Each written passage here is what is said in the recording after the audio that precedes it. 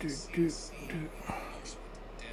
the public FCC enforcement database. As you probably know, as you should know if you watch my videos, the FCC is required to make public every enforcement that they do, every moot letter, every fine that they issue, every time they send someone to prison. It has to be in their enforcement database. And according to the FCC enforcement database, the FCC has never done any of these things or someone simply transmitting on a GMRS radio without a GMRS license. Now, I have said this before in previous videos, and when I say these things, some people have totally lost their shit. They call me names, they make fun of me, and they proclaim without any evidence or sources that I don't know what I'm talking about. So do not take my word for it. I'm just some YouTube hobo. You don't know if I'm telling crap. the truth or not. I am. But don't take my word for it. Search through the FCC enforcement database yourself to see if I am telling the truth or if all those radio Karens are just spreading more boogeyman stories. I will put a link to the FCC enforcement database in the information section below, which we've already talked about earlier, so that you can look it up yourself and, when necessary, you can do your own truth patience. And finally, the last question. How does the FCC know if you're transmitting on a GMRS frequency using a Boofwang UV5R, which, as all of the radio Karens will point out to you over and over and over again, is illegal. Point of fact, while using a Boofwang UV5R or other non-FCC Part 95 radio to transmit on GMRS frequencies, doing this is not illegal.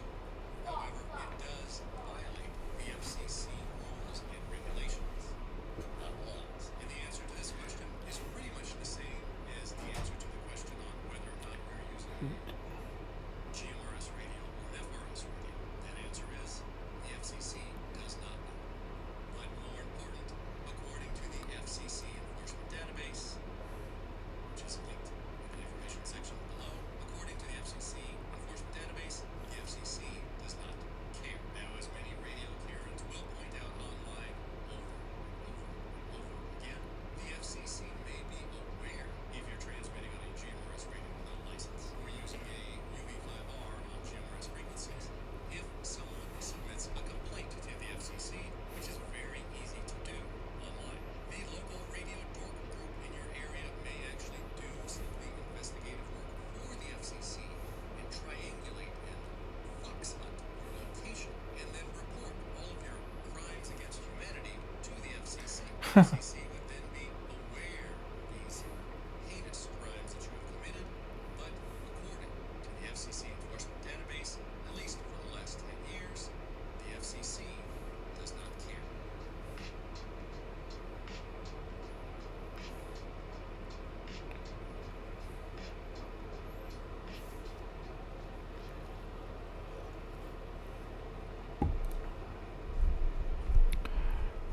All right, are we live?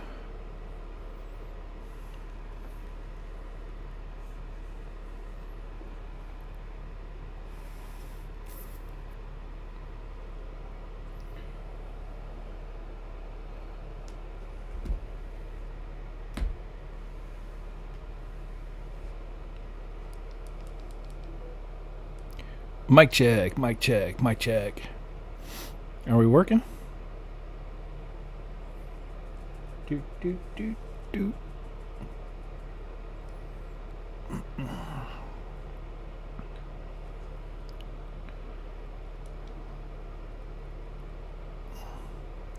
Mic check, mic check. Yep, I think we are live. All right, let's see what is going on here.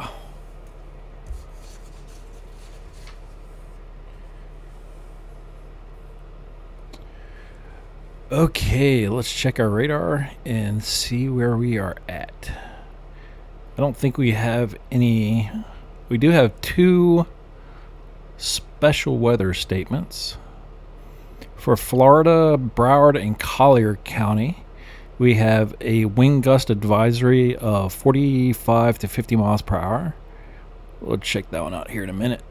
And then in Seminole, Georgia, Miller, Georgia, Decatur, Georgia, Jacksonville, Florida, Baker, Georgia, and Mitchell, Georgia, we have another wind advisory, 40 mile an hour, half-inch hail possible. We'll go down there and check that out here. There we go. There it is. All that rain is blown into a high pressure, so if it starts moving, assuming that it's going to be moving counterclockwise, that should be blowing a little bit to the east-northeast by the time it gets over to Douglas, but we'll check. Let me zoom out to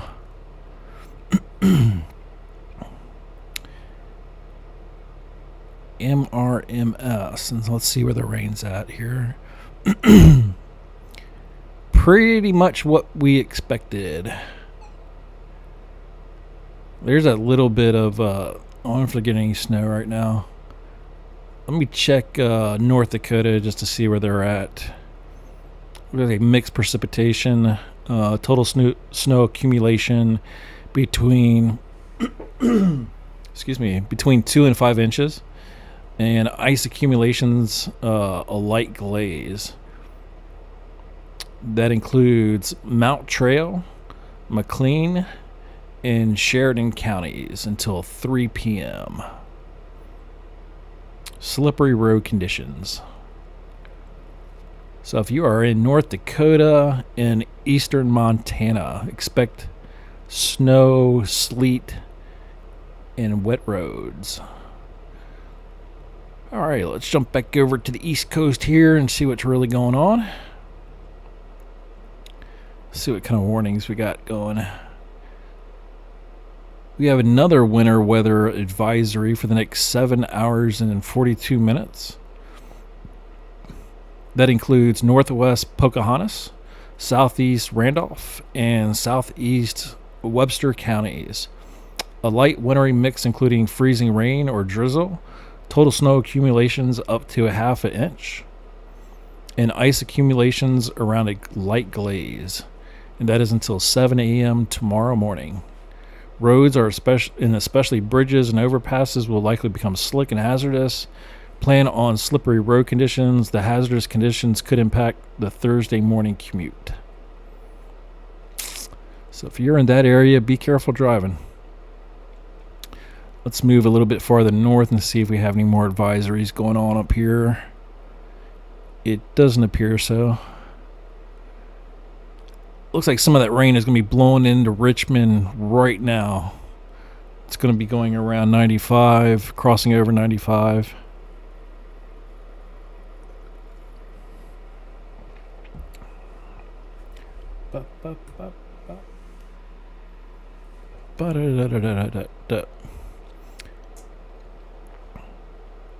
All right, I'm going to pull up.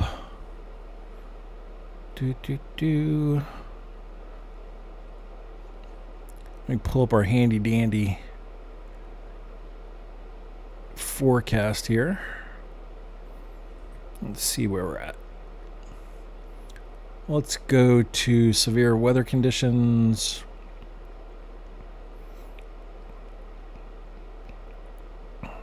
There's a critical fire condition still. I think, isn't that Los Angeles? Let me check. I saw that last night. That's the 2-day no critical tomorrow. Let me see what this outlook looks like for right now. Yeah, it's Southern California. Critical fire weather area for portions of Los Angeles and Ventura counties in Southern California. No changes to the ongoing forecast. Elevated or near critical fire weather is ongoing in the typical Santa Ana corridor this morning. Given the observed magnitude of the offshore gradient this morning, a few hours of critical fire weather remain possible today. As what's the temperature out there? 70s.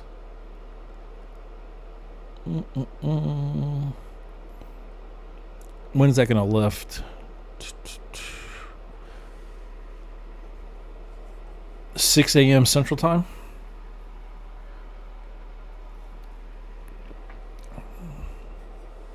Six p.m. Central Time. Sorry. And that is critical. All right, let's go back and check tomorrow's outlook here.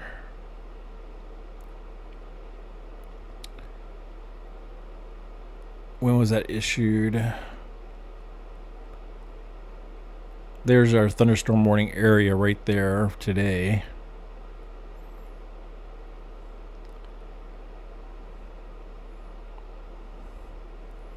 All right, let's go back one. Day one. And that didn't change since last night. Everything's pretty much the same. Let's go to day two.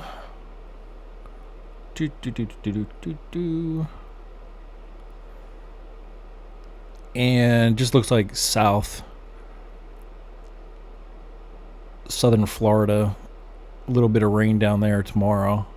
Other than that, no severe thunderstorm area is forecasted for tomorrow. Let's see if there's anything else over there.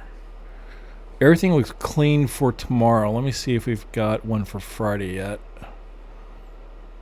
Here's Friday.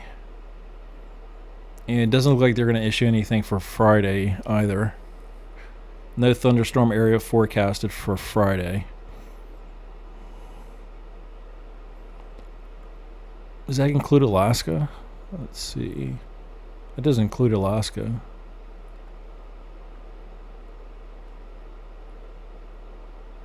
Speaking of Alaska, let me go up there and check to see what's going on. I thought they were supposed to be getting some snow in the southern part down near Anchorage, but let me see if we can get a radar site up there near Anchorage. There's one in Kenai. Just a little bit of clouds. Anchorage is clear right now. Let's go up to Fairbanks really quick. I swear I thought we were going to get something down in Anchorage. I guess not. Let me check off the coast here. Nope, nothing there. Let's go down to Juneau. We don't have a radar there. British Columbia. A little bit of clouds there. And nothing there. Very good. Very, very good. The only thing to speak of is right here, this low pressure area near Regina and Saskatchewan, just to the south, blowing down into the Dakotas. That'll probably continue tonight. And then as it starts to hit that high pressure in Iowa and Kansas, that'll probably be forced off to the east towards Wisconsin and Illinois from the looks of it. And the rain on the east coast, there's nothing stopping that right now. That's just going to keep blowing east, northeast, or northeast for another couple hours, I would assume. Up there in New England, they're still getting some rain up there. Central Virginia, Washington, D.C., Central Maryland, Philadelphia, New York, Boston. Let me see how heavy that is up there. Most of the heavier stuff is already off down there near the Carolinas. That's already blown out to the Atlantic. The only thing really to speak of is just that part in Central Virginia, Maryland, D.C., Philadelphia. Most of it's blowing through New York right now. New York City, not New York State, the city. Rhode Island, Boston, the whole New England corridor up there, Portland, Maine. But that's not going to be around for much longer.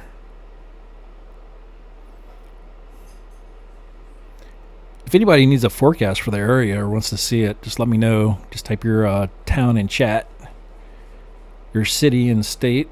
I'll be more than happy. There's really nothing. I'm going to go across the map here. So the only thing that we really have going on right now is the red flag warning down in Southern California.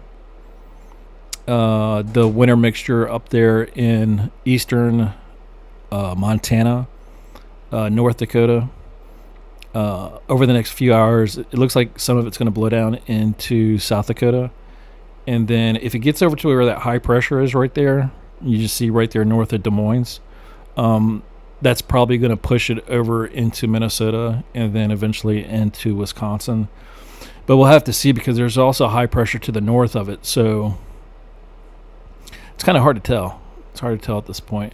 Let me look at our model and see where it's going to say.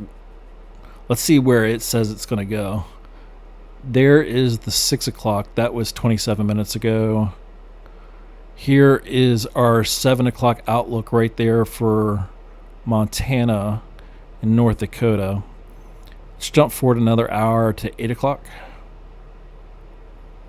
There's 8 o'clock. Most of the precipitation is going to be near Bismarck, pretty much stretching from Regina all the way down to Bismarck. 9 o'clock. It's making its way through Bismarck. There's another area. Let me zoom in a little bit here. Almost stretching down to Rapid City. It looks like Rapid City is going to get a little bit of it, so watch out for ice on the road there. The whole state, over the next 3 to 4 hours, the whole state of North Dakota, you got to watch out for ice. There is the 10 o'clock outlook. Here's 11, 12. Wow, it really moves. Between 11 and midnight, it really moves pretty good to the east. That's when it's going to start getting hit with that high pressure to the south. And let's see where it goes from there. I'm curious to see if it's going to... Yep, there it goes. So that counterclockwise wind to the north and the south, it's just going to chew it up. It looks like it's going to shoot it right over into Minnesota. And it starts to weaken to the north. It's just getting chewed up with that wind. Let's see. Down towards the south near Sioux Falls, it still stays pretty strong. Not like, I shouldn't use the word strong, but it stays pretty moderate right there, consistently moderate. And then around 5 a.m. it really starts to break up. There's just one little area towards the east of Sioux Falls and just to the north of town. 6 a.m. in the morning, they might still be getting a little bit of precipitation in Minneapolis. If it's cold enough up there, which I'm assuming it is, that morning commute in Minneapolis might be a little hairy. Hopefully they're de-icing the roads there. And there's 7 a.m. Here comes 8 a.m. And again, it's really focused over Minneapolis. But then down here, this is where at 8 o'clock in the morning, most of the precipitation is going to be just to the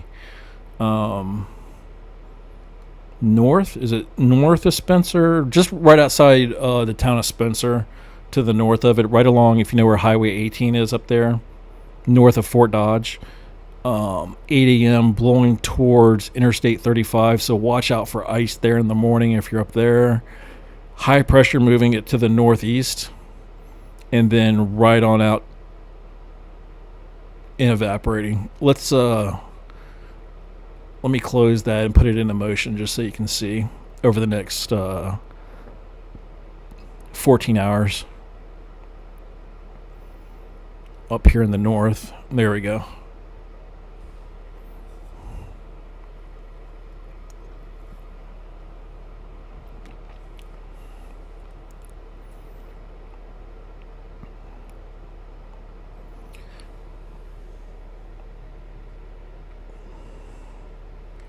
Okay.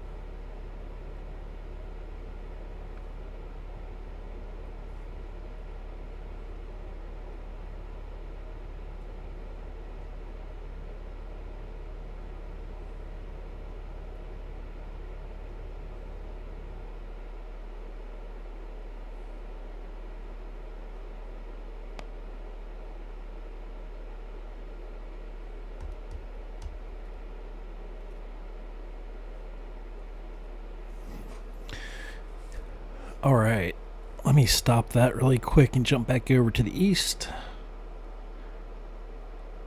Actually, yeah, I do want to run that through one more time. I want to see what happens on the east coast there. What time that's actually going to blow off. It looks like by 4 a.m. everything on the east coast has blown out to the ocean. The only rain that I still see coming down is up there near Halifax, Nova Scotia. There's still a little bit up there in Canada. And from everything I see, I don't see anything else. Let me run it through for the rest of the morning tomorrow. 9 a.m. Yeah, there we go. So the only thing we're going to have tomorrow morning is Minnesota, Wisconsin, northern Iowa, and just the tip part of Illinois up there near Chicago. And then it's going to get sucked in by the lake effect, spun around in all different directions, and then there's no telling where it's going to go from there. We'll know better around noon tomorrow. Once it hits that lake effect, there's no way that I know of to predict where it's going to go once it hits that, because it's going to get spun around like in a blender right there when it starts crossing over. Once it gets past Chicago, there's no telling what it's going to do. Those winds up there are just so crazy. So anywho, let's go back to current time. Let's see where we're at right now. There we go. Everything is pretty much over Canada, North Dakota, a little teeny portion of Montana in the northeast part of the state. Richmond, Virginia, stretching all the way up to Boston. The little bit that's left there. I think there's still one special weather statement. I think that's a wind advisory. Let me just double check. Yep, wind advisory up to 40 miles an hour, half-inch hail possible, radar indicated. That is for Bainbridge, West Bainbridge, Iron City, Brinson, Hanover, Babcock, Reynoldsville, Little Hope, Decatur County, Lovedale, Boynton, Riverturn, Hornsville, Donaldsonville, Buena Vista, Stream Mill, and Desser counties. And that one expires in 25 minutes. That's down in Georgia. It's right on the Georgia, Florida border there. Southwest Georgia. Other than that, there is not a whole heck of a lot going on. Let me pull this back up here. It looks pretty cool on radar, though, over the last 6 hours, the East Coast.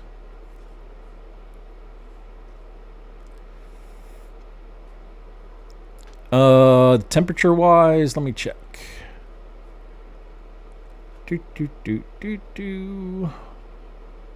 I want the current temperatures. Temperature. Are you not going to give it to me? What's going on here? That's not what I want. Let me go back to weather radar. Close that.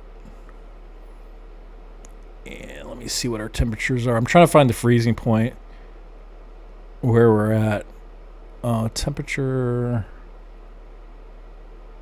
Well, that is odd. There we go. There we go. There we go. There we go. There we go. Still not letting me pinpoint it. Let me do it on Radar Omega. Let's pull this up.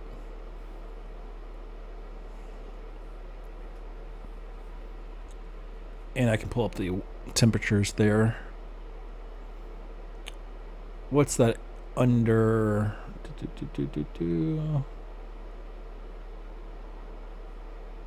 Temperatures. Close. Wow, that's really odd. This app isn't giving me the temperatures either. Let me see if I go to single site radar if it will. There we go. There we go. So it looks like in where the precipitation is over near Richmond, it's 57 degrees. Let's jump up into Pennsylvania and see if that's where our freezing point is. Yep, it's pretty darn close. Northern Pennsylvania, right along the New York border there, that's our freezing point on the East Coast. Up into, there's a couple of warmer areas in New York State. Utica is 37 currently. Albany is 32. Let me zoom in a little bit more. Syracuse is 38. Did I already say Utica or Ithaca is 33? Let's go a little bit farther north here. Glens Falls is 36. St. Johnsbury is 35, and then there's a reading of 32 about 10 miles north. Manchester is 35. Springfield is 43. Let's see what Boston is. Boston's reporting 44 and 42. So it's just not quite cold enough for that to freeze on the roads. So that's a good deal. Let's go up here into Maine. Let me find a radar real quick. Bangor is 40. Bar Harbor is 39. Woodstock is 38. So it's a lot warmer than it's going to be, I think, over here in the Dakotas. Let me pull that up really quick. Let's see what Bismarck is right now. Oh, yeah, big difference. Bismarck is 16. Williston is reporting 18. Rugby is reporting 5. Davis Lake is 6. Minot is 6. Jamestown. So any of this stuff, anywhere up there in the north central part of North Dakota, South Dakota, Montana, anything that's coming down is sticking and it's freezing.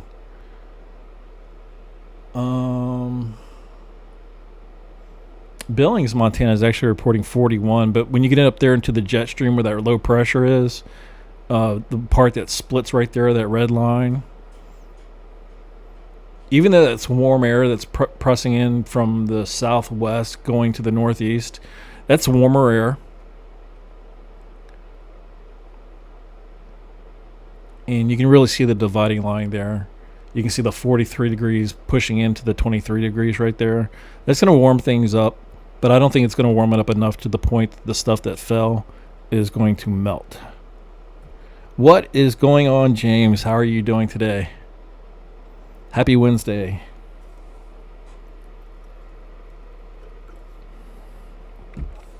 I'm just checking out some of these crazy temperatures up here in the Dakotas. It looks like it's in North Dakota, right along the Canadian border. It looks like it's about 1. They're reporting 1.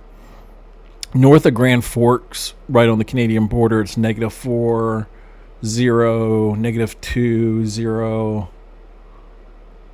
Winkler, Canada. What province is that, by the way? That is Manitoba. Manitoba, Canada, and North Dakota. Let me scoot over here a little bit to the east, or Minnesota. And what happens if I switch to MRMS? Will it stick on there?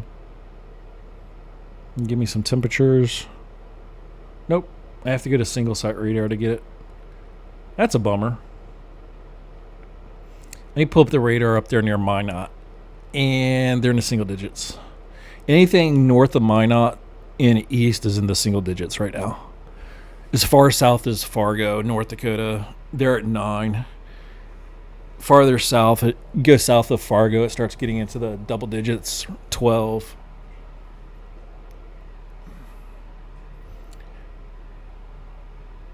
Man, you guys have us beat, I think, out there in Springfield. You guys are 47. Let me see what I'm at. I'm at 39 right now. I don't know, man. What are the drones? Are they you think I did a poll the other day. Pretty much everybody believed that it was the US government. I put on there I'm not sure if I can put a poll on here. Let me see. Oh no, I didn't mean to do that. Crapola. No, that's not what I wanted. I pressed the wrong button. Yes, I put a poll up the other day. I put, what do you think of the drones? And then I put U.S. government, foreign government, private citizens, or little green men.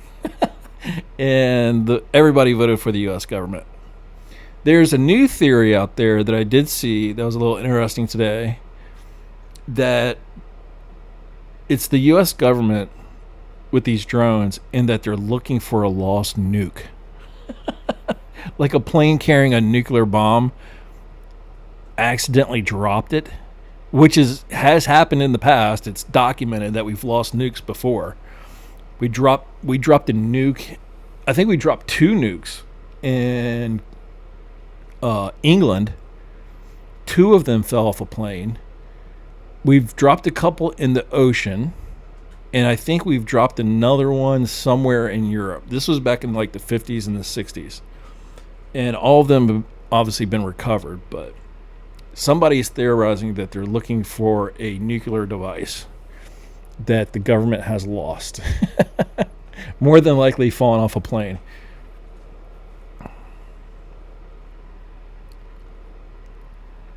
They're saying that they came out of the ocean from a ship. That wasn't our ship. I don't know, man. I don't know. If the ship was within 7 miles of the coast and it was a foreign ship, then they were infringing on our territory. But if they're 7 miles off the coast, then that's legal. But you can't go within 7 miles of the coast without permission.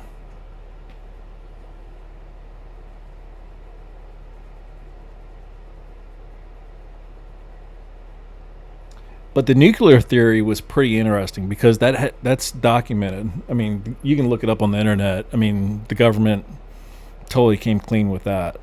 They said, hey, this has happened. But this time, I don't know. Maybe they're using drones to try to locate it, using some kind of sensors or something. I don't know.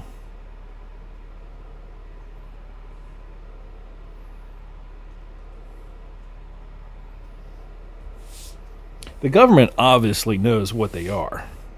Otherwise, they would be shooting them down. They're just not saying what they are. Now, after the fact, they might come out and say, oh, yeah, we were looking for a lost nuclear device, or we were looking for such and such, or whatever.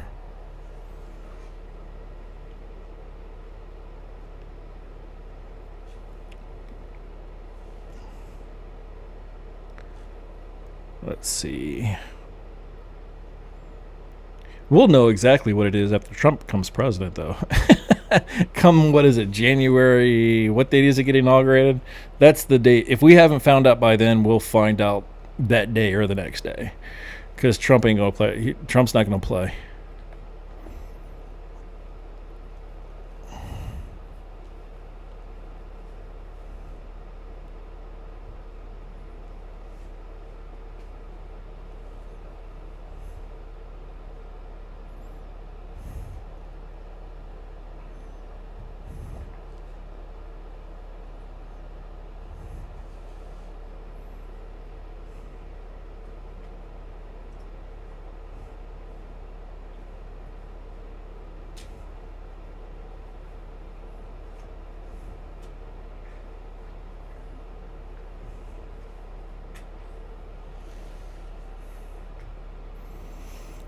You're right. Who knows?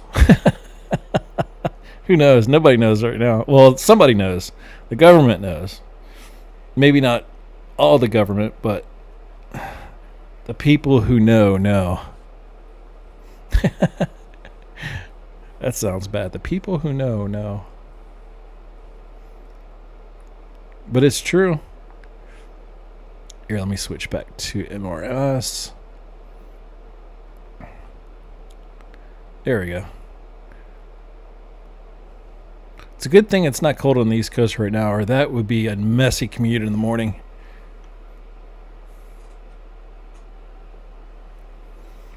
They keep saying that they're Russian and Chinese. I don't know, man.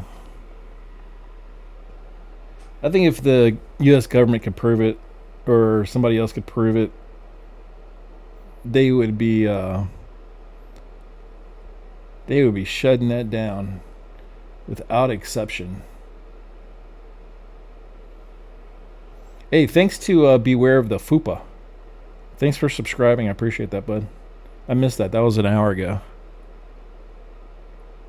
Beware of the Fupa.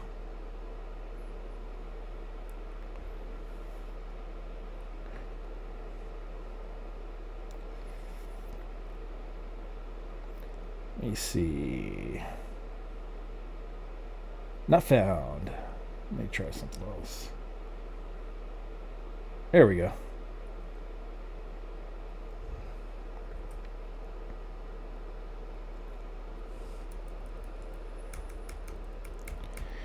Anywho, what do you think they are? What's your opinion?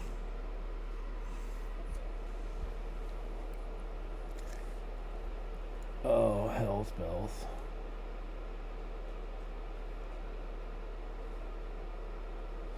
What is your personal opinion?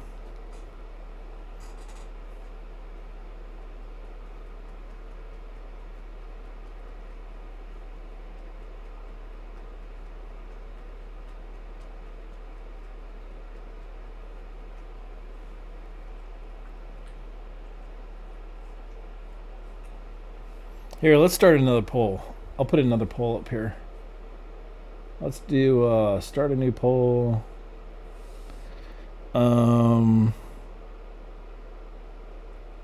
Who is operating the drones on the East Coast?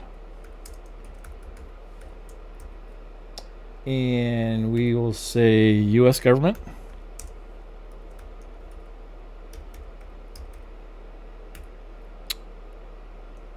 Other government or other country.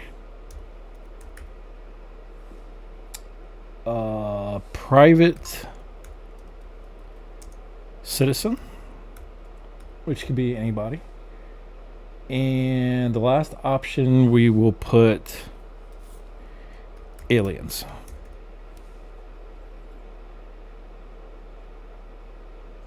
There we go. That should pop up here momentarily. Let's see.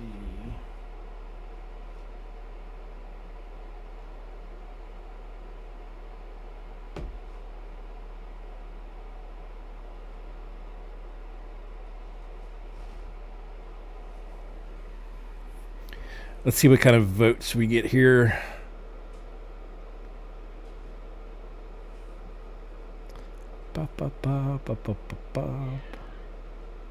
Oh my gosh.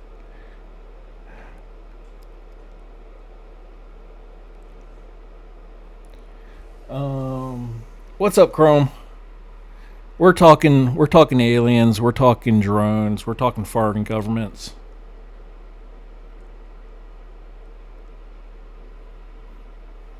Conspiracies. You know, the normal thing.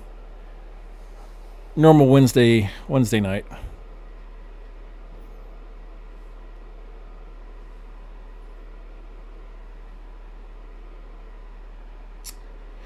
Not necessarily. If they're looking for a lost nuke or something like that, they don't want people freaking out more than they have to.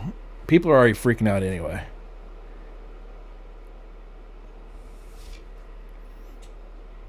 Or maybe they're looking for an individual. Maybe they are testing something. They could be doing a whole lot of things.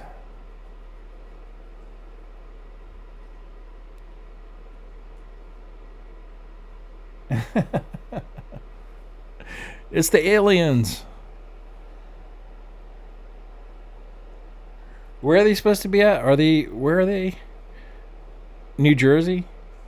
Oh my gosh. I don't think it's aliens, because aliens would be smart enough not to go to New Jersey. They would go somewhere else. They would go somewhere nicer.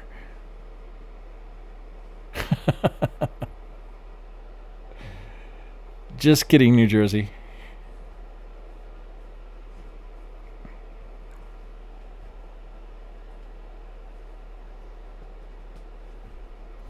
Have you seen War of the Worlds with Tom Cruise?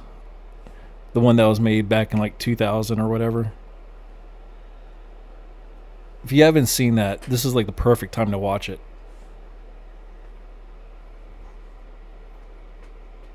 It was a pretty good movie. It wasn't that long either. It was pretty cool. It wasn't like over the top, like way over. I mean, well, yeah, it was over the top because the alien thing, but it was pretty interesting. No spoilers.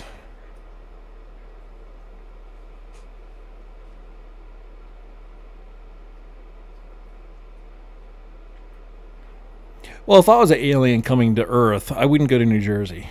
That would probably be one of the last places. There's nothing in New Jersey I would want to see. I'd guess somewhere nice, like the beach or somewhere people would go to vacation.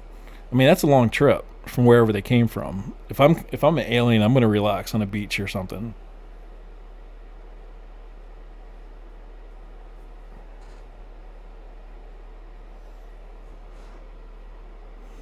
And they must, if they're aliens, they're really small because they're flying around on little teeny drones. If they're manned, or if they're alien manned.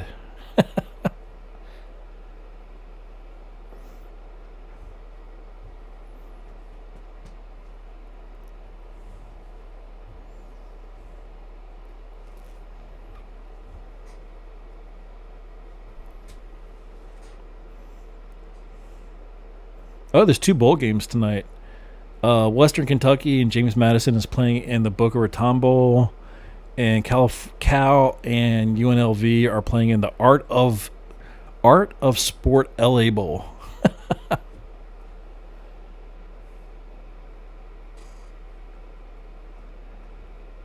You guys have had a drone spotted over Springfield?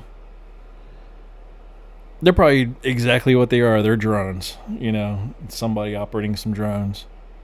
Police are always testing out drones, because a lot of police departments don't even have drones. So their companies are coming in and doing demonstrations for them, and a lot of people own drones. You know, few of my neighbors have them.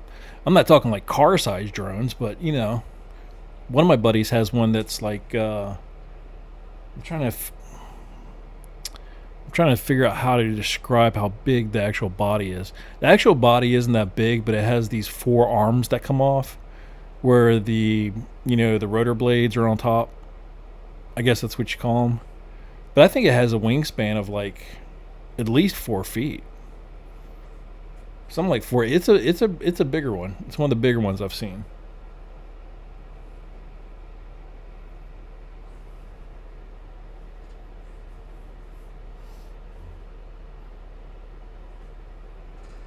Yeah, they're big, man. They're saying that some of the ones that they're spotting are the size of cars.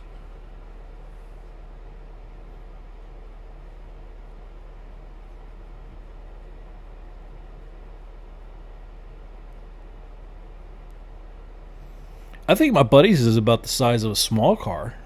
If you include, the arms that come off of it, where the propellers are, and the propellers, if you measured it from edge to edge, I think it would be about as big as a small car, because he has to put it together. He has like the main body, and then he has to like connect the arm thingies to it. It's not like one piece. He has to put it together. I think it's like 4 or 5. It must be at least 5 pieces. There's the body part and then the 4 legs. I call them legs. I don't know what the real term is.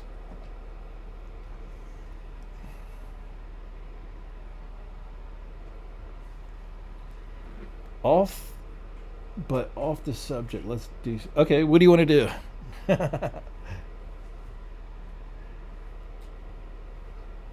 Oh, come on, dog. Gonna do some sports trivia.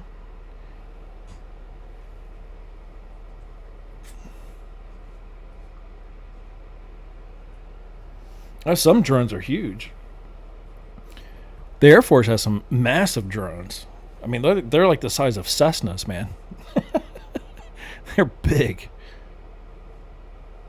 They're massive. They've got like real jet engines.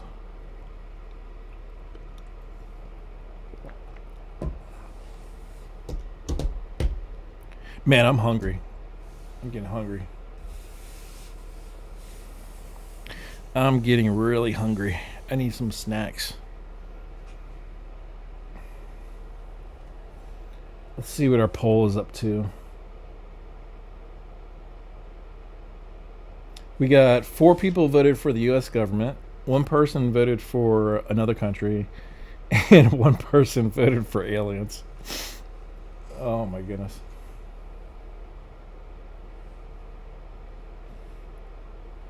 Somebody went the alien route. Everybody needs to vote because I want to get the more people we get to vote, that gives us a better spread of different ideas. I'll post the results after the stream. Well, if you're meaning college football, it was just those 2 bowls that I said earlier: the Art of Sports LA Bowl and the Boca Raton Bowl, which is Western Kentucky and James Madison, and Cal UNLV, and the Sport LA Bowl. Basketball, I'm sure there's a lot of teams playing tonight. I don't follow basketball, so college or pro. I have zero interest in it.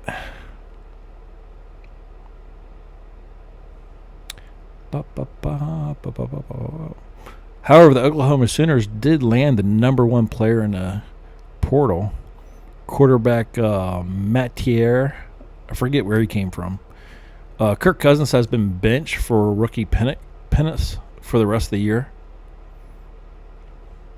Unless there's an injury, I guess.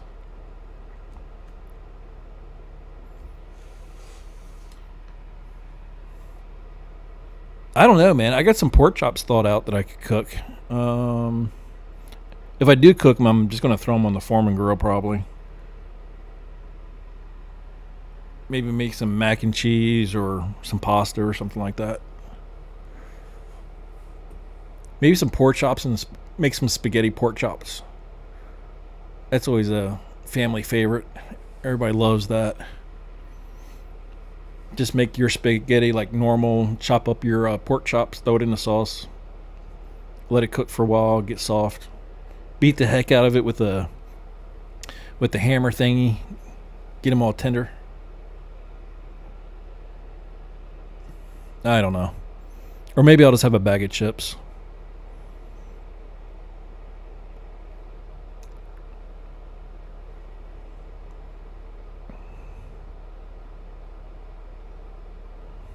I had leftover pizza for dinner last night. So I guess I need to probably eat something healthy. I don't know.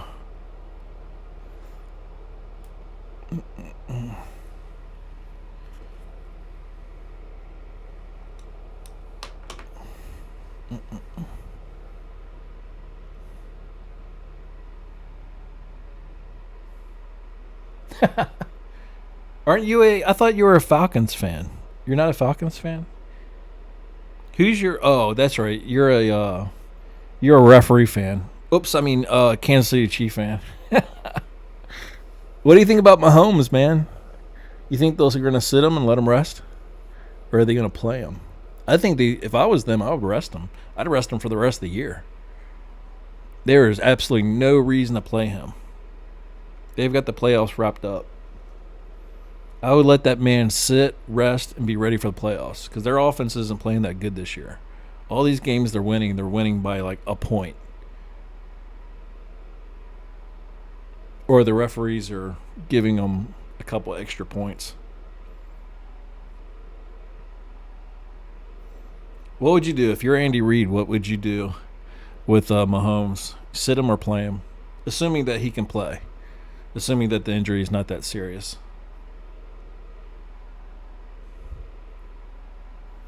Sit Mahomes or play Mahomes?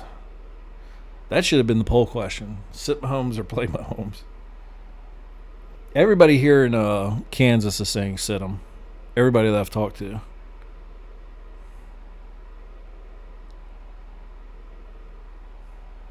Oh, dude, spaghetti pork chops is great. It is yummy. You can chop up the pork chops and put it in the sauce, or you can just season the pork chops, cook them like on the Foreman grill or something like that, put them on your plate, then throw the pasta on top of it or below it, throw your pasta down, throw a pork chop on top of that, and then put your sauce on top of that, and just cut it up and go for it, man.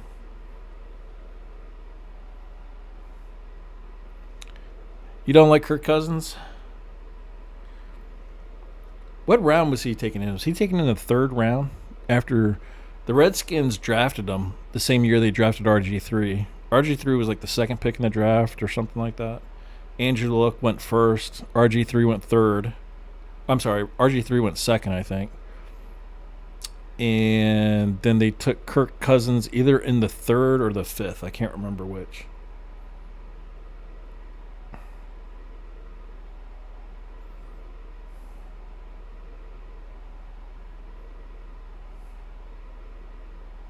Oh my gosh. Even if Mahomes wasn't injured, like if he was just like normal, I would probably still sit him anyway. Because if you guys lose Mahomes, you're done. You're finished.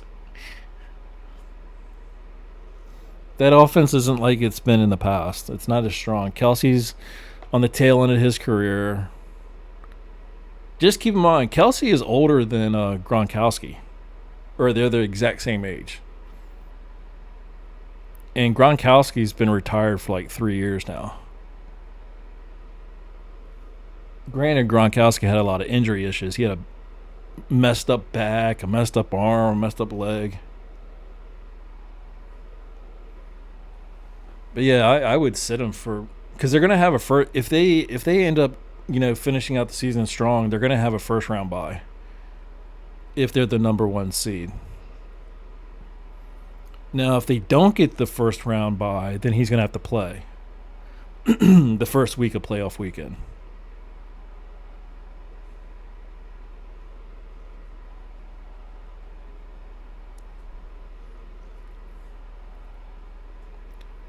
But either way, I think I would sit him just for the heck of it. Because it's not like he's playing for an MVP or anything like that. Josh Allen's got that wrapped up.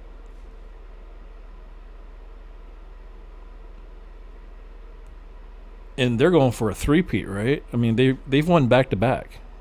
If I'm not mistaken, I think the Chiefs have won back-to-back Super Bowls. This is their chance for immortality. No team has won 3 Super Bowls in a row.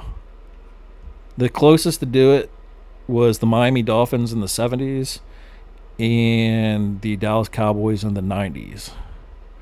Of course, Pittsburgh won back-to-back twice in the 70s. They could have done it, but they failed to reach the Super Bowl after both of those back-to-back wins. And they won 2 Super Bowls in a row. Then they didn't make it for 2 years. Then they won 2 more in a row.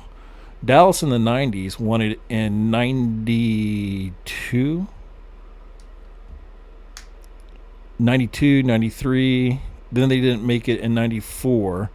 That was Barry Switzer's first year. And then they went back with Switzer in 95/96 season and won their third 3 out of 4.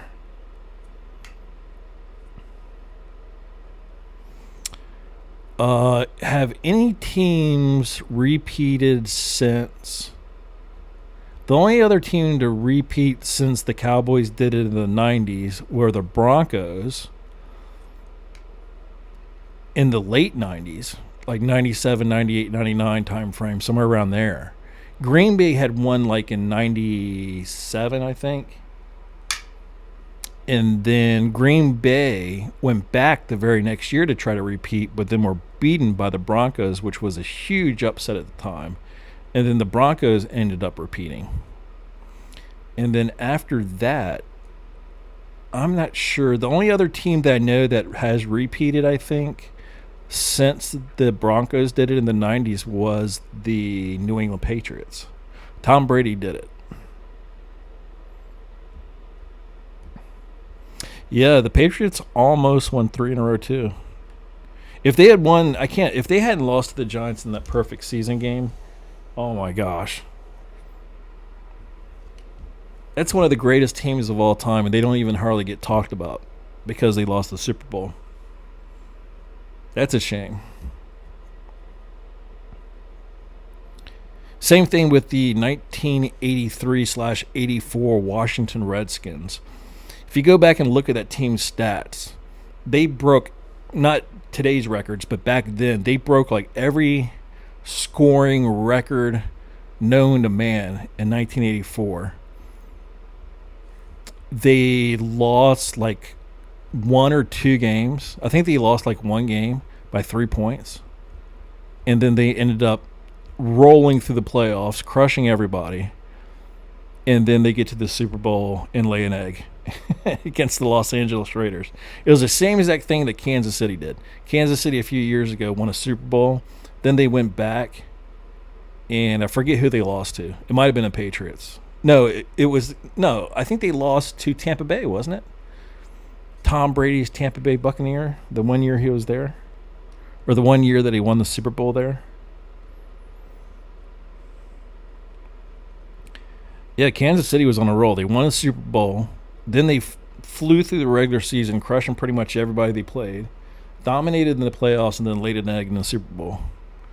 It was almost history repeating itself from what the Redskins did in 1983/84. Mainly the 83 season.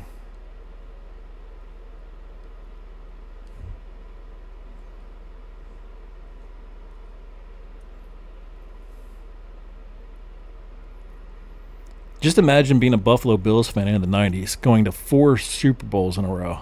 Never been done before. And losing every single year. Can you imagine having to suffer through that?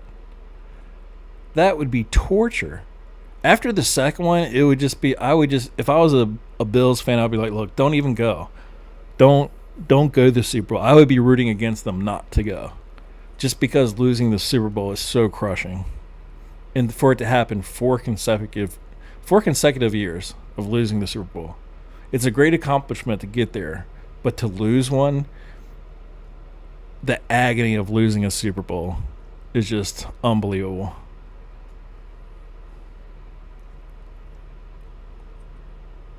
It's so demoralizing. My team has lost the team that I used to root for when I was a kid had lost 2 Super Bowls. The first one I don't remember because I was only like a year old. But the second one they lost was in 84. And as a child, that was hard on me. Especially after winning the Super Bowl the previous year and remembering how much fun it was to win a Super Bowl.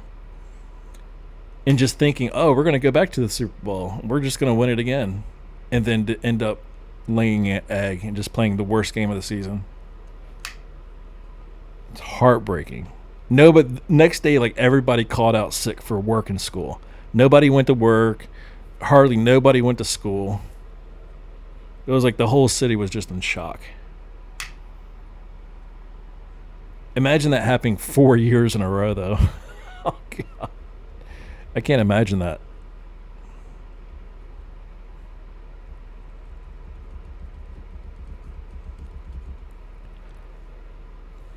Oh, goodness.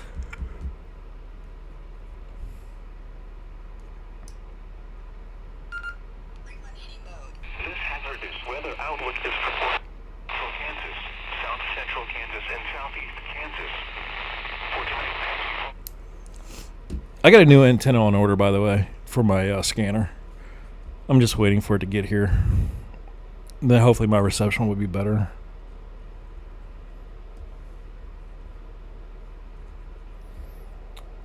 Three of my teams have won the Super Bowl.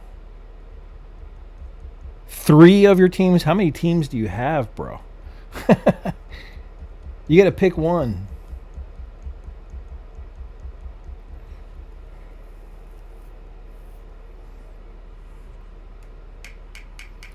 Good grief, man. You're only allowed to root for one team.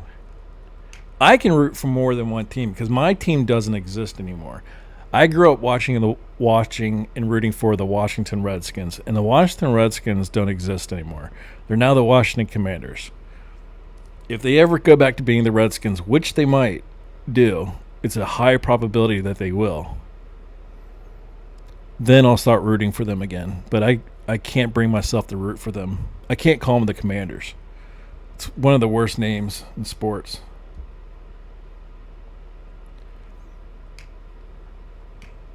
As soon as they changed their name to the Washington football team, I was done. I was like, it's not the same. They changed the uniforms. They need to go back to the old uniforms, old name. They're going to build a new stadium. They need to tear down that old one in D.C., RFK, and build a new one right there. Even when they moved to Maryland, their stadium moved to Maryland, that's when they started being trash. They need to go back and play in the District of Columbia.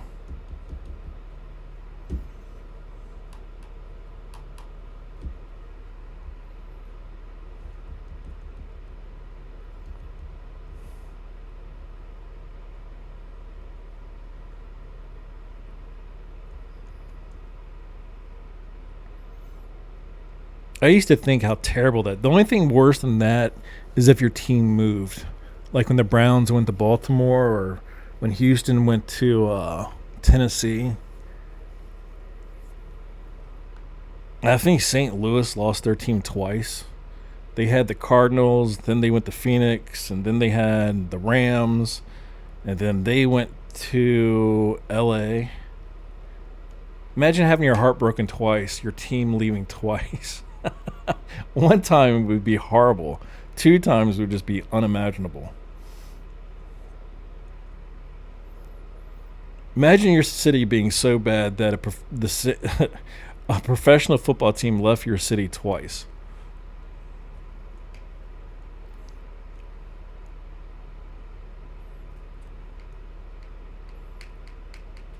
Baltimore lost their team, but then they got a team. They lost their team to Indianapolis, and then they stole the team from Cleveland.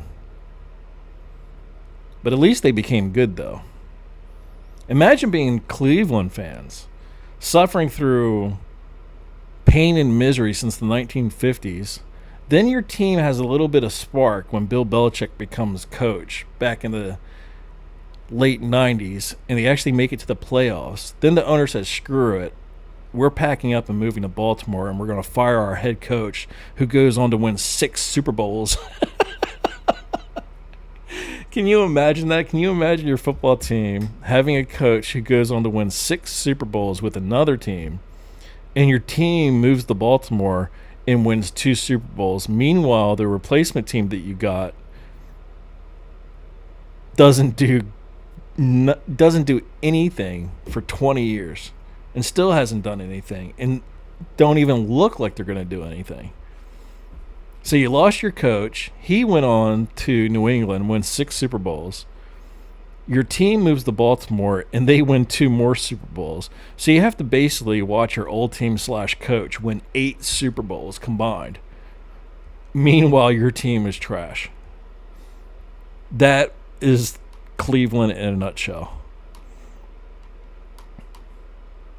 They had all the pieces in place. They had the team. They had the Hall of Fame coach. They had good players. They drafted Ray Lewis and Jonathan Ogden in that draft. And then they go on to be Hall of Fame players, win 2 Super Bowls, and in the rookie year they moved to Baltimore.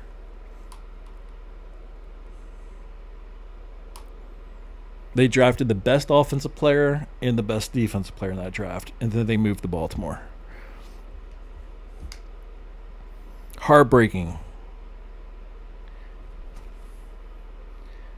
And don't even get me started on the Raiders there, Chrome. Because that Super Bowl against Tampa Bay was fixed, by the way. That is proven. Even the players on the team. Jerry Rice even said it was fixed. Hey, I'll be right back. I'm going to go grab something.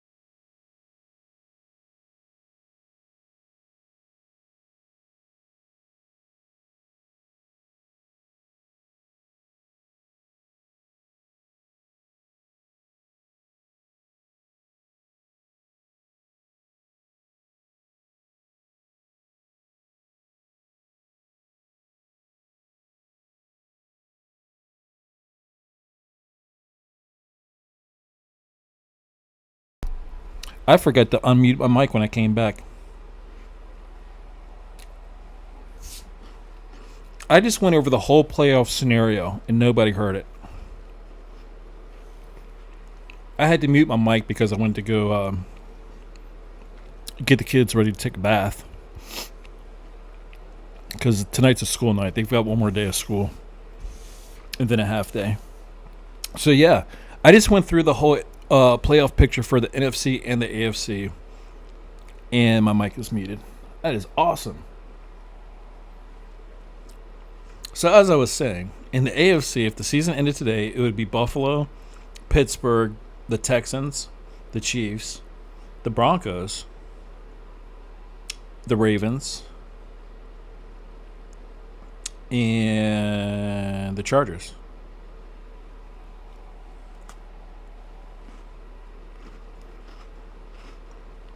And the Chiefs would be the number 1 seed and have a bye. In the NFC, it would be the Eagles, the Commanders, the Lions, the Vikings, the Packers, the Buccaneers, and either the Rams or the Seahawks. Just depending, because they're tied right now. I don't know what their head-to-head record is. And there's a three-way tie for first place. Detroit, Minnesota, and the Eagles are all 12-2. So then we would have to go to conference record. Well, first we would go to conference record to see who gets the number 1 seed. And right now it's Detroit at 8-1 in the conference. If the season ended at this moment.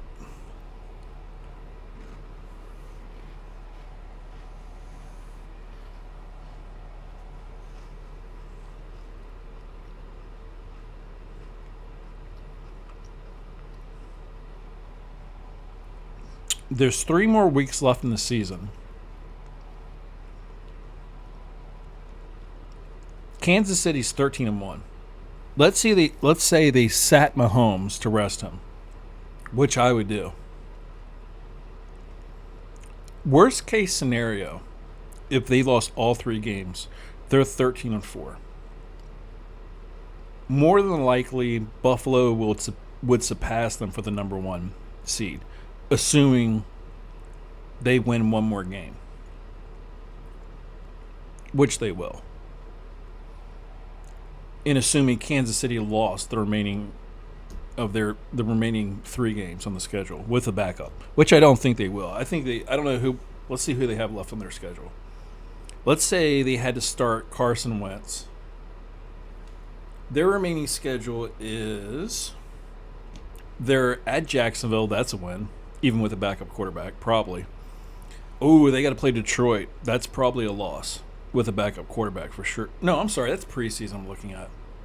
What the hell? Okay, they have Houston, Pittsburgh, and Denver left. Houston with a backup quarterback is a toss-up. With Mahomes playing, that's probably a win. At Pittsburgh with a backup, that's probably a loss. That might be a loss. At Denver, with Mahomes playing, I'd give them the slight advantage with a backup with Carson Wentz. Or not Carson Wentz. Is Carson Wentz the backup? Well, I think it's Carson Wentz. With the backup, whoever it might be, against Denver, it's a toss-up. Denver's playing pretty good right now. Bo Nix, the rookie, is playing really good right now.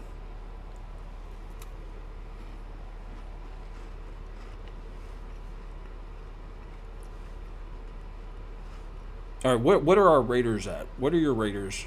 Let's see how they're doing. Oh, 2-12, yeah. They're not making the playoffs, but they are playing for the first round pick, the number 1 pick in the draft. Let's see if anybody can catch them. Okay, for the number 1 pick, we got 3-11 Carolina. We have 2-12 New York.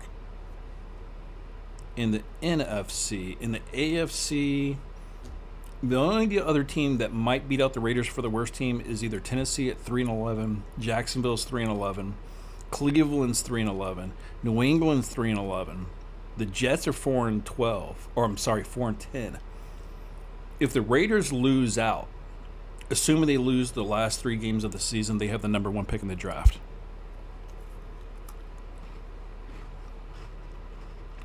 Hold on, let me go check my kid's bath. I won't mute my mic this time.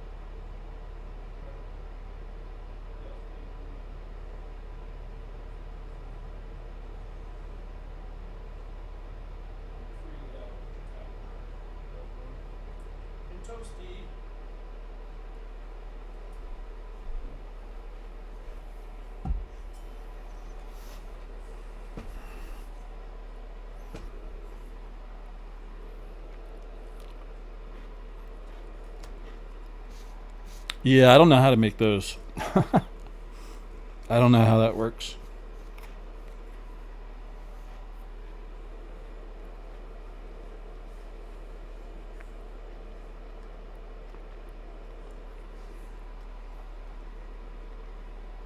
I was reading up on that a little bit last night when I was messing with Stream Elements. Actually, I don't know what Stream. I messed around with Stream Elements for a little while last night, and honestly, there's not a whole lot on there that I would use. I don't know. I can't really figure it out. But anywho, hold on.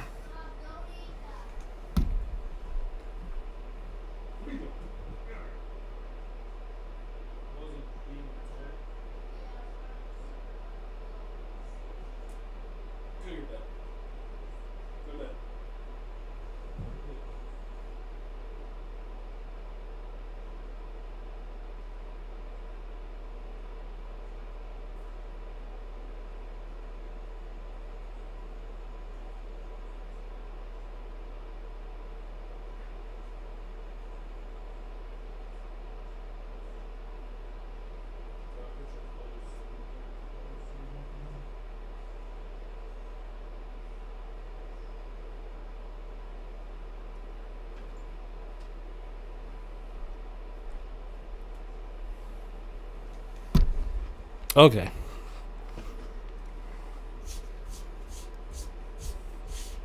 Emergency avoided.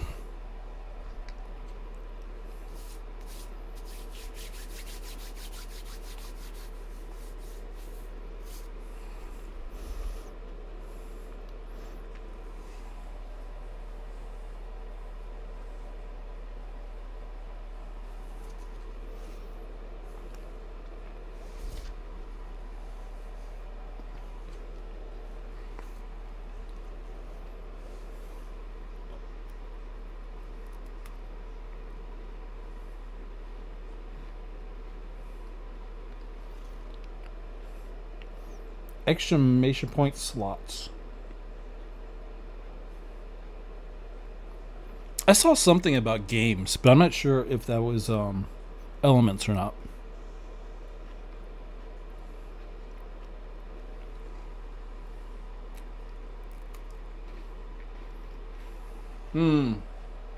You might be right, because I do remember them saying a lot of stuff about Twitch and YouTube being kind of different about like some of the things that you can do. I think Twitch allows a lot more things, but I'm not sure exactly.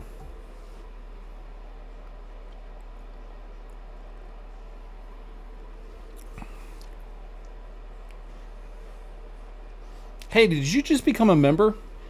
Is that what you did? I didn't see the little thing come up in the on the screen. Did you see it? Because that's what it's supposed to look like right there. Oh no, it's not supposed to say that. I'm sorry. I pressed the wrong button. But yay, we got a member. One member. If you guys are watching, whoever's watching, it's 99 cents to become a member of this channel. 99 cents. Come on, you've got 99 cents in your couch right now.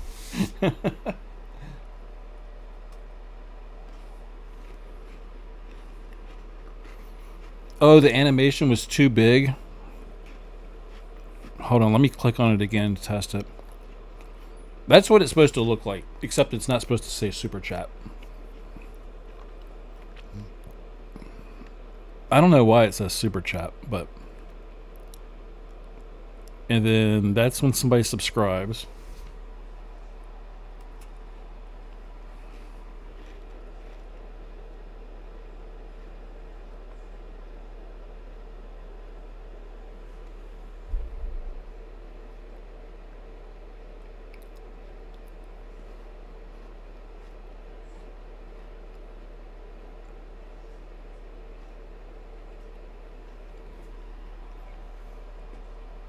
I did a super chat last night after you got off just to test it. So I did like a $2 super chat. And then I realized that you can actually, through Streamlabs, there's a test widget button that you can hit. So I was like, damn, we could have done that for free.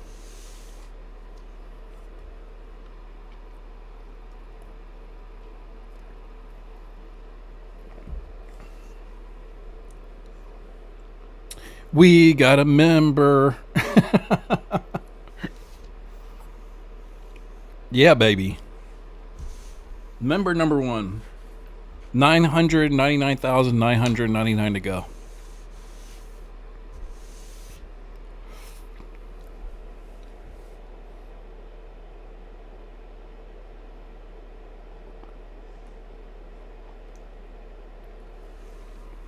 If 25% of the subscribers were to become members, that would cover the cost of all the subscriptions, the internet. That would pay for all the cost of the channel right there. We only need 25% of the people who are subscribing to become members. That's 99 cents a month. You got that change in your couch, in your car. You got it somewhere.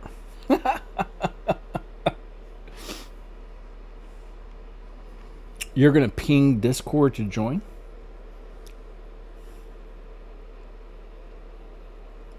We need to get a lot of people on Discord too. I don't know how many members we have on Discord. Let's see. It looks like we have 15 people offline, 5 people online, and 1 admin. So it looks like we had 21 people, I guess, on Discord from the subscribers.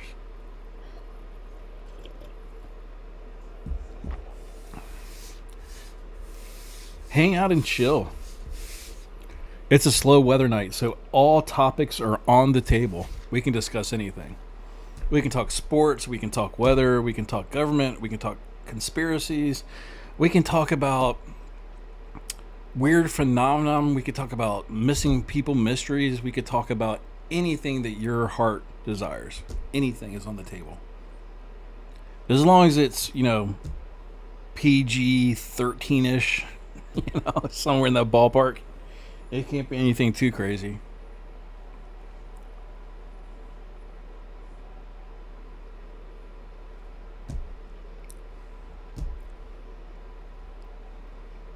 All right, remote viewing. Remote viewing is one of my favorite topics of all time. The first time I ever heard of remote viewing was from a guy named Ed Dames, who supposedly served in the Army when they first started the program. From that movie, The Men Who Stare at Goats. You can use Wikipedia and look up Captain Ed Dames, U.S. Army. He wasn't the founder, but he was in the first class that went through the Army training for that. I'm old. I tell you, I remember doing all that. I didn't do it, but I remember listening to the shows of Ed Dames on the Art Bell Show, Coast to Coast AM at night. And, yeah, remote viewing, pretty crazy. If you haven't seen the movie The Men Who Stare at Goats, go watch it. It's kind of a comedy / whatever, but it is true. Not every single thing in the movie is true, but the premise of the organization, the Army, and how they did it is factual. The Army doesn't deny it. They actually confirm it, that they did do it.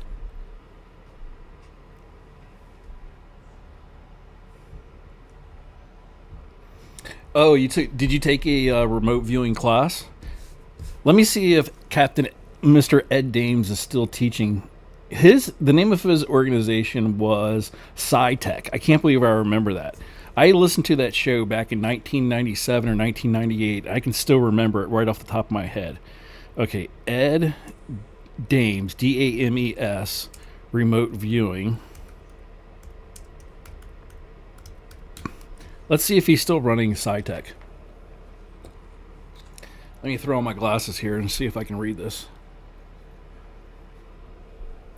So if you Google Ed Dames, just Ed, the last name is Dames, Dames, in remote viewing, you can pull up his wiki. Looks like there's a Beyond Belief show on Apple TV. Let me see. Remote viewing the Bigfoot. Where is Ed Dames now? Apparently, in the late 1980s, he served as a training and operation officer for the Defense Intelligence Agency's controversial Psychic Intelligence Unit and is currently executive director of the Matrix Intelligence Agency, a private consulting group, Sci-INT. It used to be Sci-Tech, I think. Sci-something. Let's see what else information we have here. Ed Dames Wikipedia. Let's just look it up. I think it was Sci-Tech, but I'm not sure. He was involved in the Stargate project. Let me see.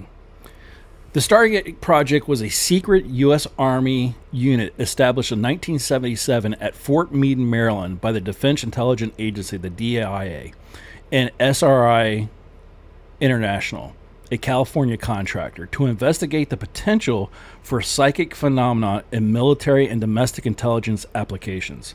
The project and its predecessors and sister projects originally went by the various code names Gondola Wish, Stargate, Grill Flame, Center Lane, Project CF, Sunstreak, and Scannet, until 1991, when they were consolidated and rechristened as the Stargate Project. The Stargate project's work primarily involved remote viewing, the purported ability to psychically see events, sights, or information from a great distance.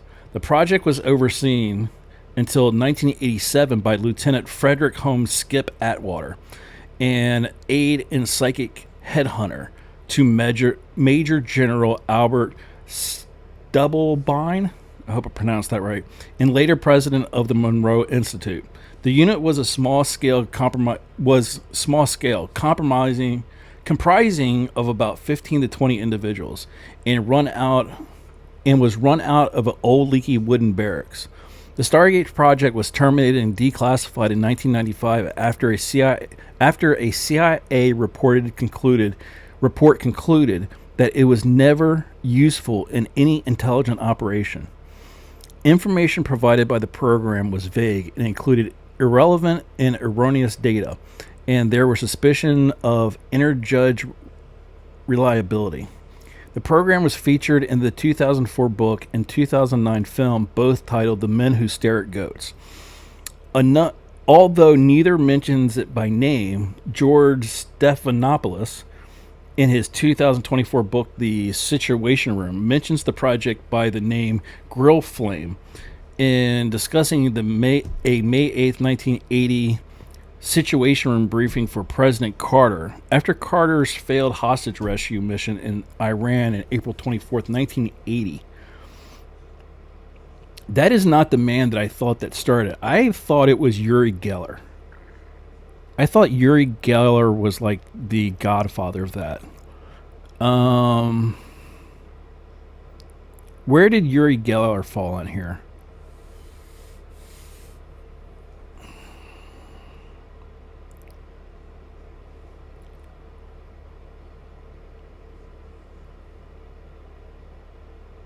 Uri Geller, 77 years old. Born December 20th, 1946, is an Israeli-British illusionist, magician, television personality, and self-proclaimed psychic.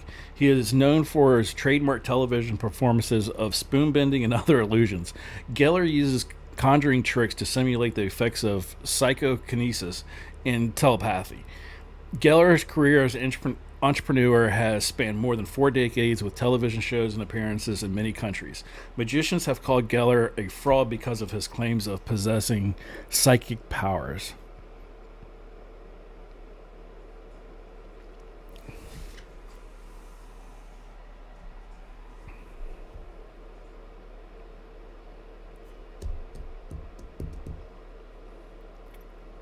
Yeah, remote viewing is pretty cool. If you haven't seen The Men Who Stare at Goats, go watch it. It's great. Let me look. Ed Dames is a little weird, but who's this guy? Ed Dames is a little out there. He actually moved to Russia for a while back in the early 2000s. I don't know why the hell he did that. Because he was predicting the end of the world and all these. He called it the kill shot. I think that's the title of one of his books is The Kill Shot. And basically he remote viewed the end of the world, essentially. And for some reason, he thought that he needed to move to Russia because that was one of the only safe places on Earth to live once the kill shot happened. He's kind of kooky. He's a little out there. But it's entertaining. You posted your viewing and off topic. All right, I'll have to check that out. Let's see. We need to do a whole show on remote viewing. I'll have to do a little research for it first just to make sure I have my facts right. Off topic.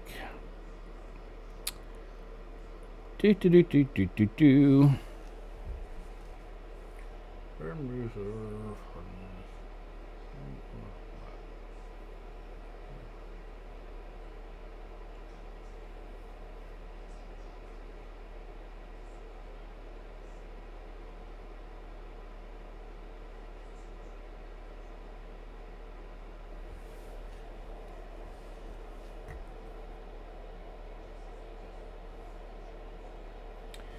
Yeah, maybe we need to do a bunch of different topic shows, but like weather nights like tonight. There's not a whole lot going on. I mean, we got a winter mix going on in North Dakota / Montana, which is totally normal for this type of year.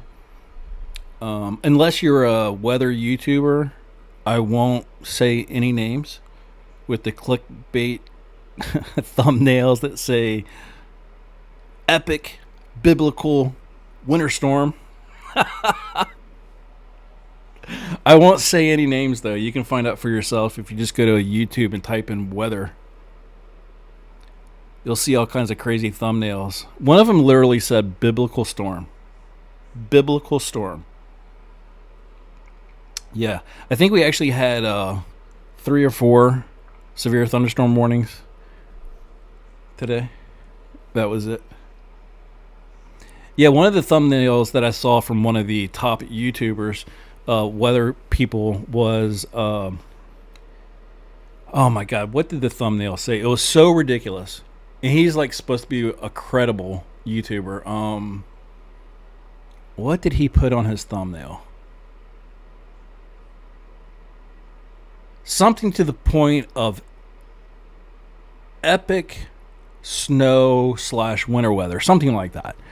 But he used the word epic. There is nothing in the weather today anywhere in the world that I'm aware of that would even closely resemble anything epic.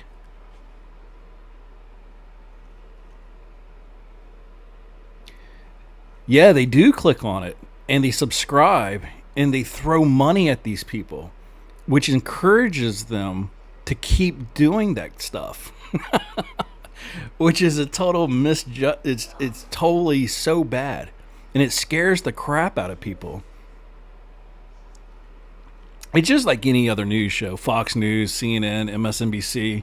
They have these 24-hour news cycles where they try to scare the hell out of people to watch their show or whatever. It's really sad. It's really sad.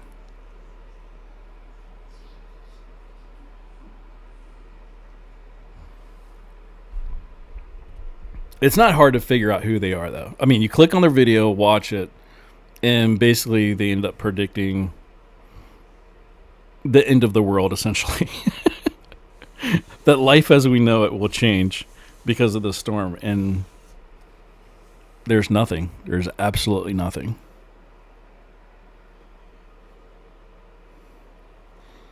Yeah, that's what they do. Is they're using fear as a tool. It's very sad. Very, very sad. I couldn't sleep at night if I did something like that. I could do that.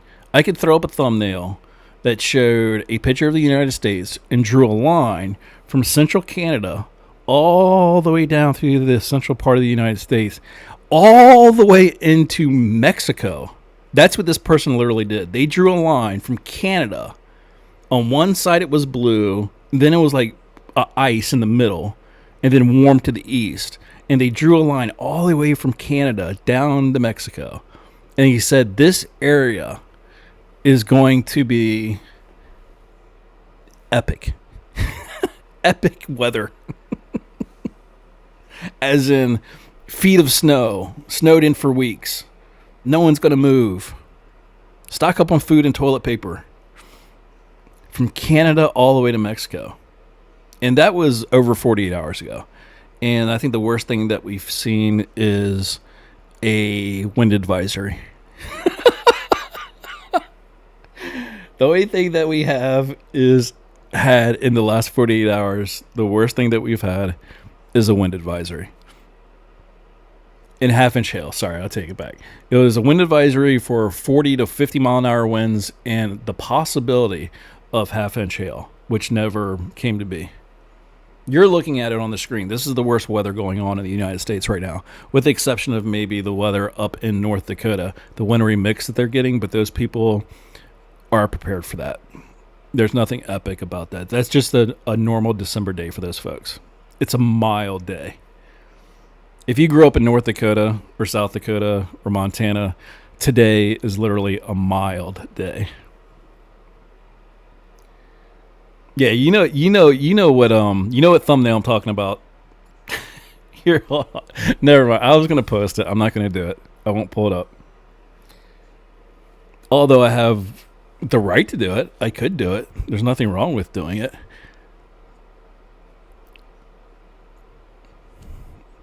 But they will get butthurt and tell their viewers to come and harass my channel, so I won't do it. I don't want to put up the BS.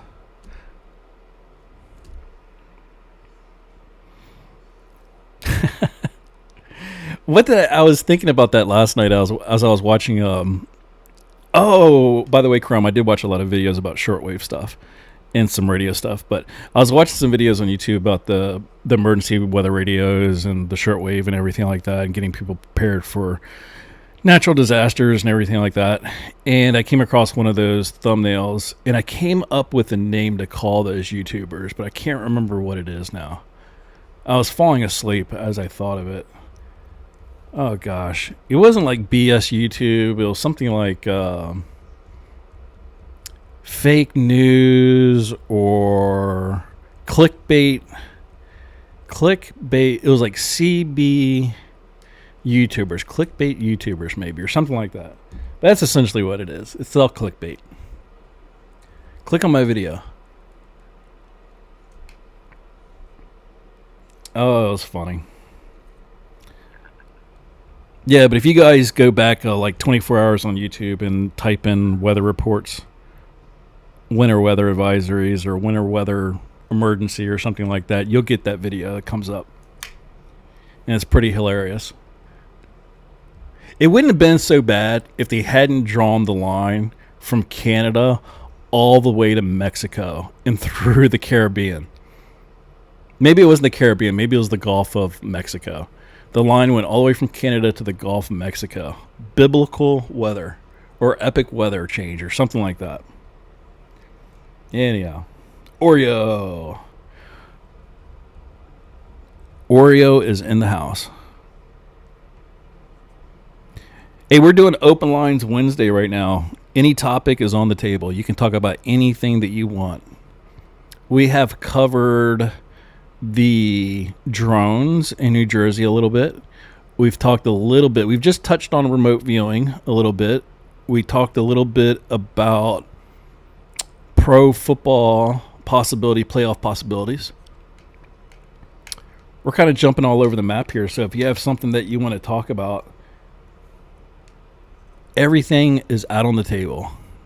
Just no X-rated stuff or anything crazy like that. And nobody in here ever does that anyway. So just keep it as clean as you can. But any topic is fair game.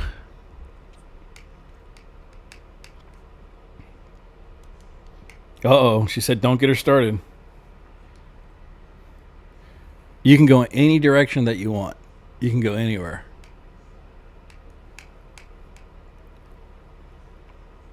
And don't be shy. If you haven't typed in chat yet, or if you haven't, talked in chat or typed anything in, do not be shy. Everybody here is laid back. Nobody gets offended by anything, really.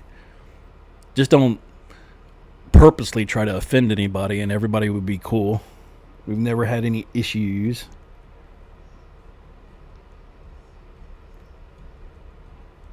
Yeah, I don't think all the commands work either. I tried a bunch of them last night and I couldn't get them to work for some reason. Some of them did work. There was one or two. There was only literally like one or two I got to work. But yeah, if you haven't typed in chat and you're watching the video, don't be shy. Because everybody here is very chill. Everybody is very laid back. Like I said, we don't have any Karens or Bobs or Bills or whatever they call them today. Nobody gets offended as long as you don't say anything too crazy offensive or anything like that. Everybody is friendly here and very accepting of whatever you claim yourself to be. Everybody is very open here. So feel welcomed to say whatever you want, as long as you don't go cuckoo.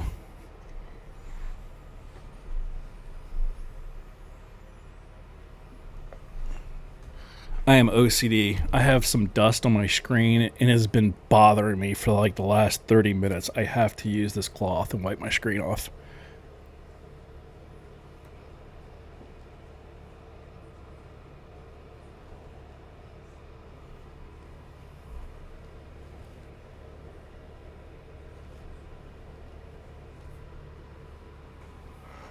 I have an air filter over there in the corner running at full tilt right now. Because I'm so OCD about dust and like anything like that. I freak out. I cannot stand, or like fingerprints on your car radio, like on your GPS thing in the car. When the sun hits it just right, you can see the fingerprints on it, and I have to wipe it off every day.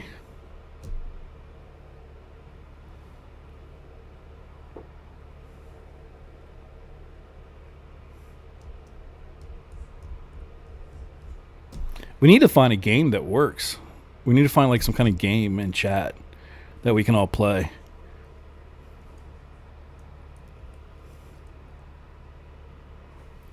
All right, I need some caffeine. I will BRB. Actually, I need to check on the child too. I think he's finishing up in the shower. I'm gonna make sure he gets ready and get into bed. Be right back.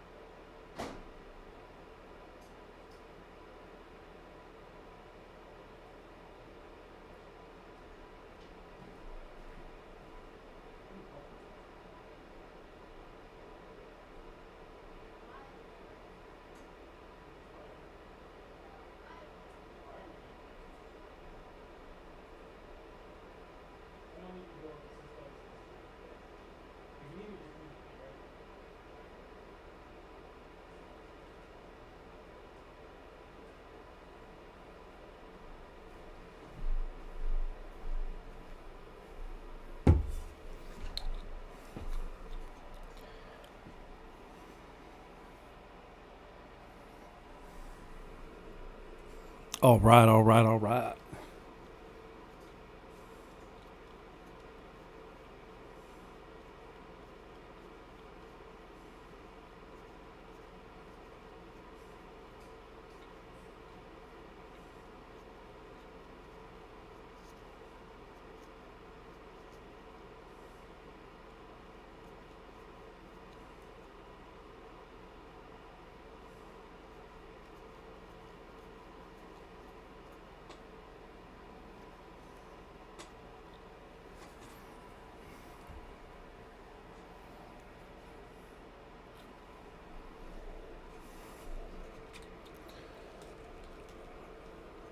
All right, all right, all right.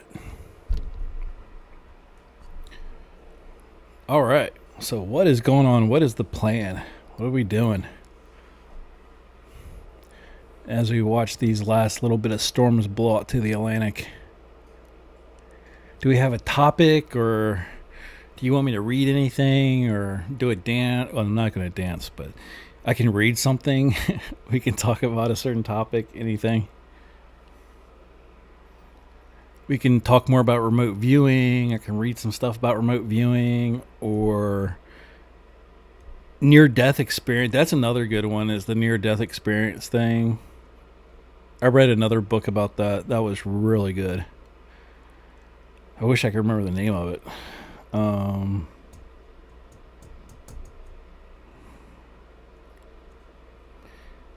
Yeah, dancing's not going to happen. That's tonight. Add you to Streamlabs? How do I add you to Streamlabs? Hold on, let me get my glasses.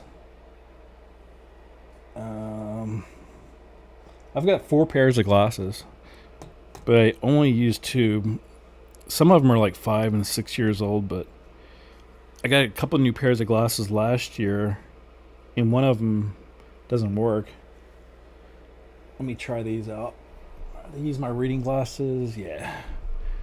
Okay, I have Streamlabs coming up. Let's see.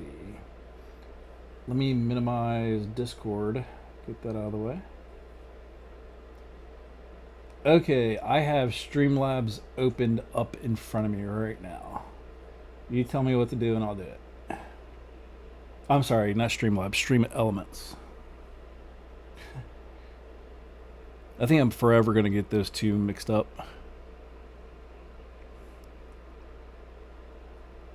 I'm assuming that I need to go into some kind of settings here.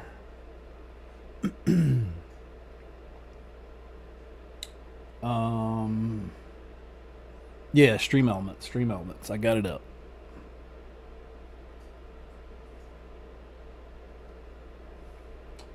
Click on your profile pic in the top right. Okay, I got it.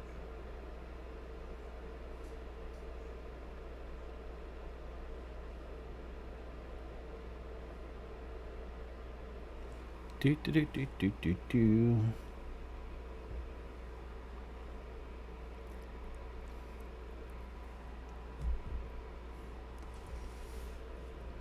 Then click on your name again with the pop-up. Okay, got it.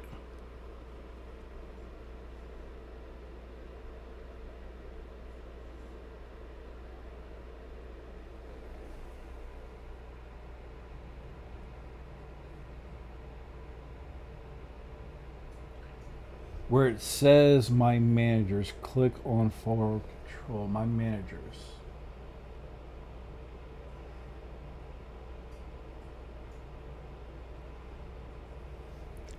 I see something that says invite new manager. Select permissions for your new manager and click generate link.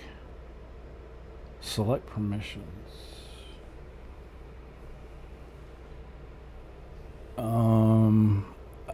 The only thing that I see is invite new manager, general invite link. My managers.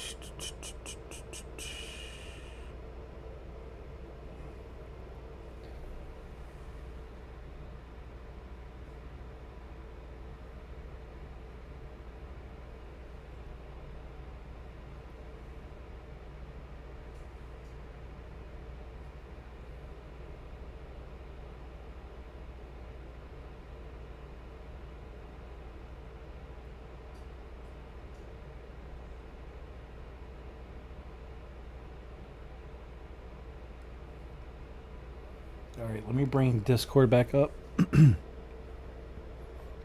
Close chirp.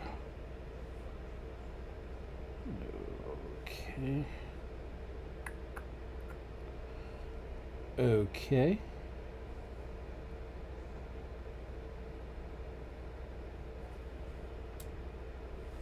Okay. I sent you the link. I'm hoping that's the right one. It just said generate link, so I'm assuming that's what it is.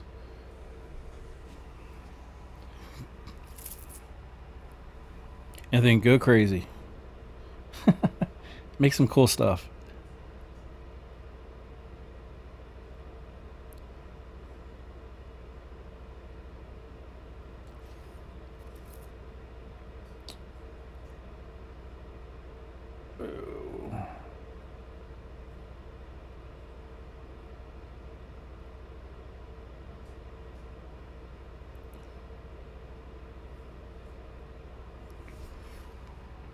Okay, I think it went through okay.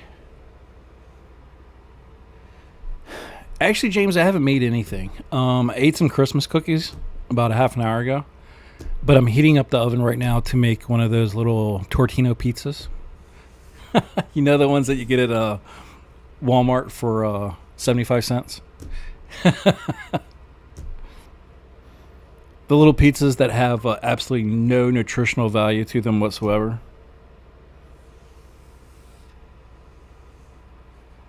Braven in the house with the 8-ball.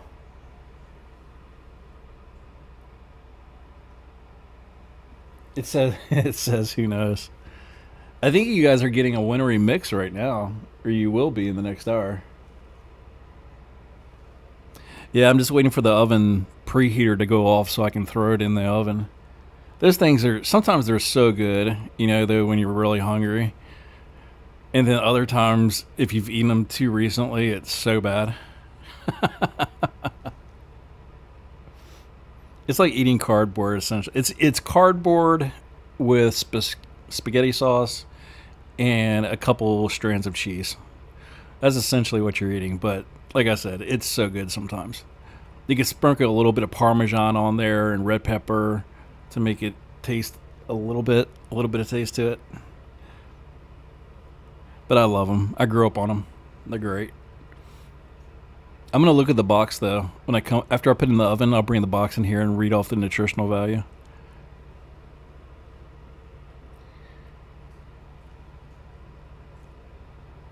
I'm kind of curious to find out what kind of nutritional value it actually has though. It's probably just gonna say 0 for everything or negative. We still got the once weather statement for Lexington and Aiken. It's just wind.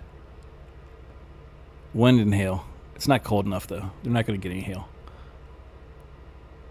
At least I don't think they are. Right now, they're not getting any. There's no hail right now. Anywhere down there.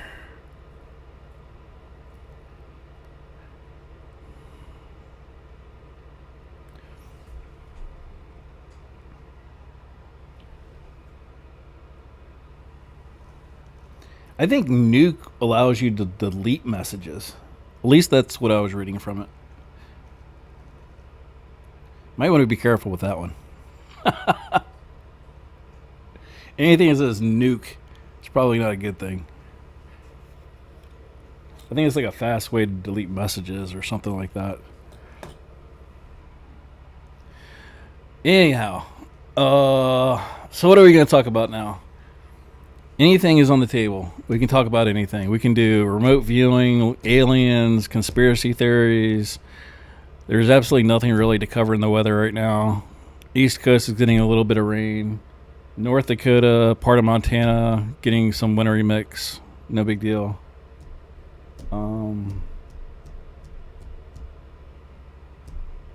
Yeah, I don't think we want to wipe out all of chat.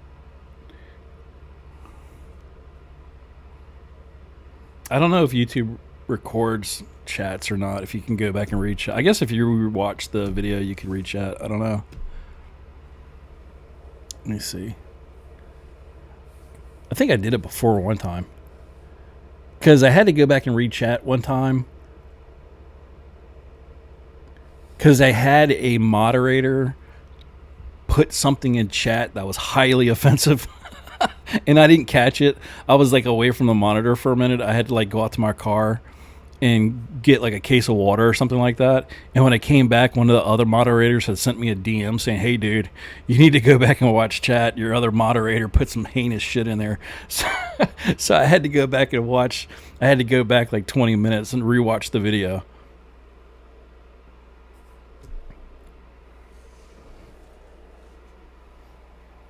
That was an utter disaster. Let me see something here.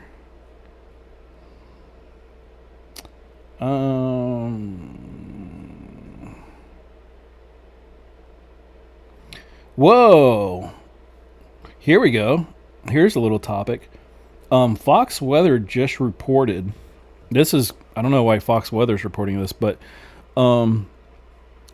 the title of the article is Chicago Middle Schooler Discovers Cancer-Fighting Compound in Goose Poop.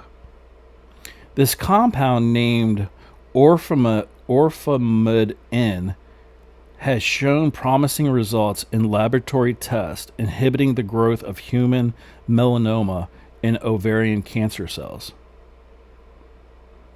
Wow. A group of middle school age scientists have made a groundbreaking and possibly cancer-fighting discovery after collecting goose poop in an Illinois park. This can't be true.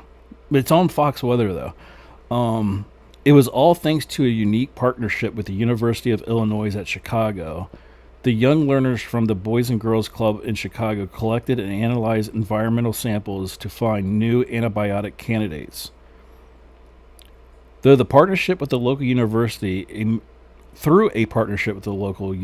middle school student seated discovered a never-seen-before compound using specialized program equipment.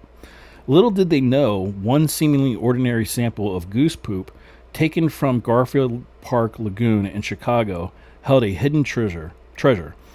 The mundane material contained a novel bacterium. I'm not even going to attempt to try to pronounce that, which produced a never-before-seen compound.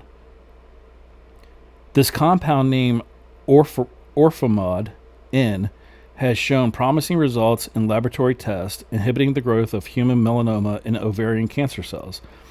The American Chemical Society said the students' achievement showed the power of early science education in addressing STEM, whatever that is. The researchers said that this work proves that it's possible to combine educational outreach with natural product discovery research, and it emphasized the importance of strong relationships between universities and their local community.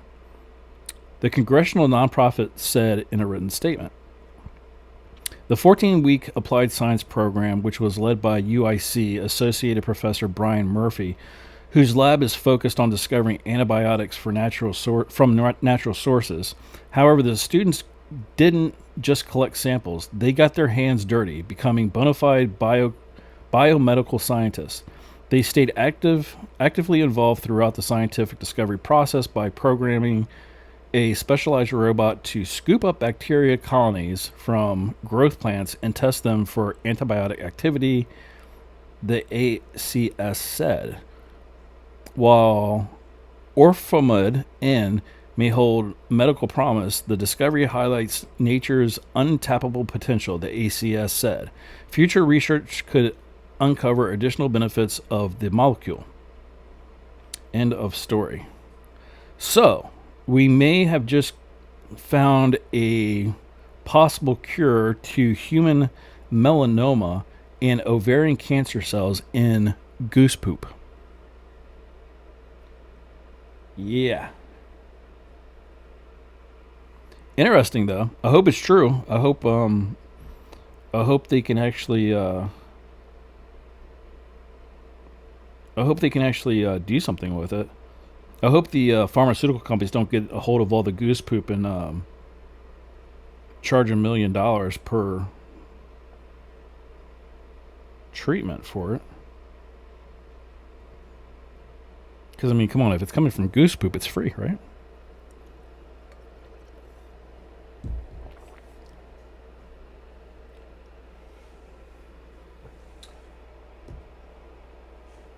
Everyone in chat guess a number 1 through 25.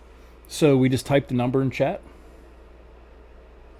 30. Let's see. What am I going to go with here? We'll go with 33. All right, everybody. We got 12 people in chat. Everybody needs to guess number. Let me see something here.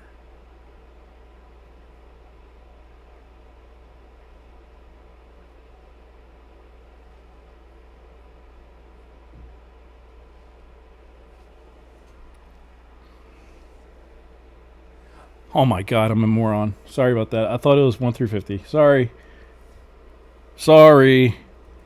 I'm a moron.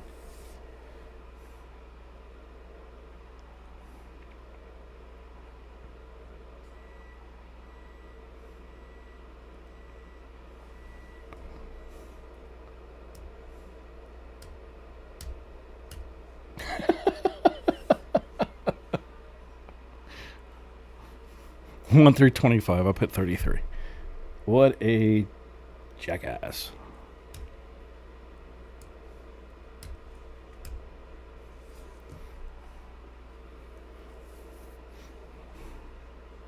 Oh my gosh, all these numbers we typed in and we still haven't got it. Oh my gosh. Let's try 13, 14, 15. What's supposed to happen? All right, we've typed in every number.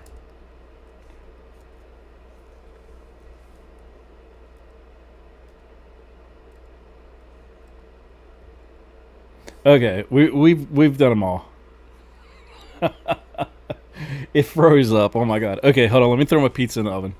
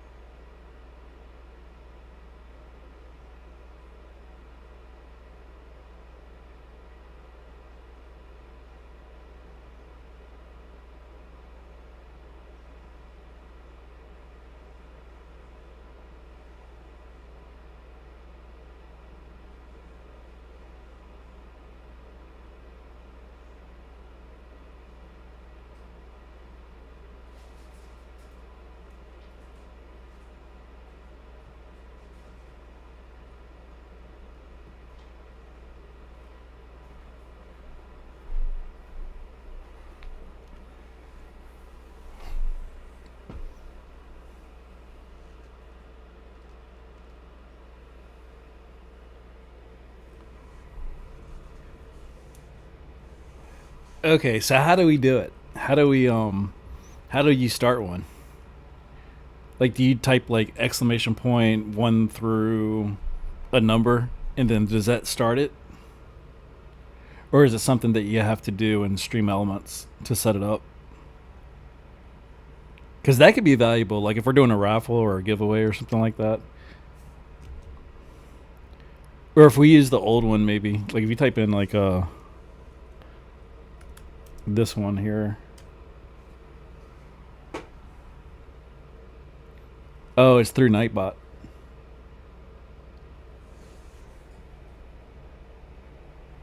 Hey, check that out. The winner is Weather Zone 411. Weather Zone 411 does not subscribe to this channel. How is that possible? How is the owner of the channel not considered a subscriber? Let me try it again.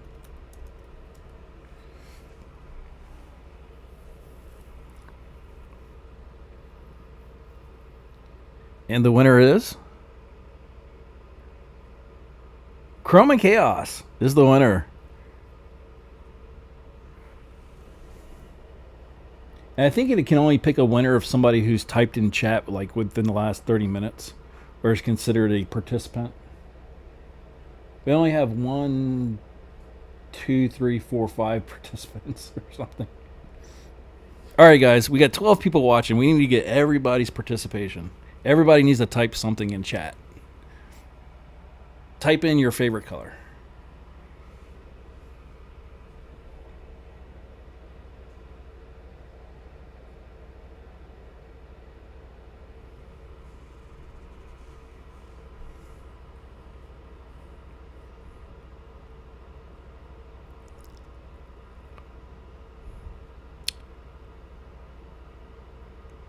Wind gust 30 to 40 miles an hour, pea-size hail for the next 44 minutes in North and South Carolina. How do I close that? How do I close that? Let's go. Okay.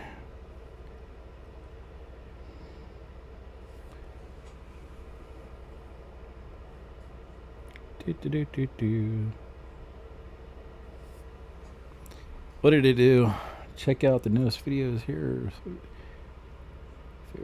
Favorite pizza topping. Ooh, my favorite pizza. Oh, it's a tie though. I'm gonna use a different one.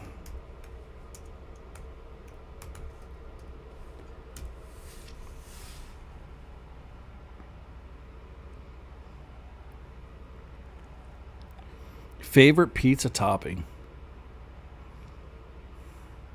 That's a good question. Last time we did that, we got some pretty crazy answers.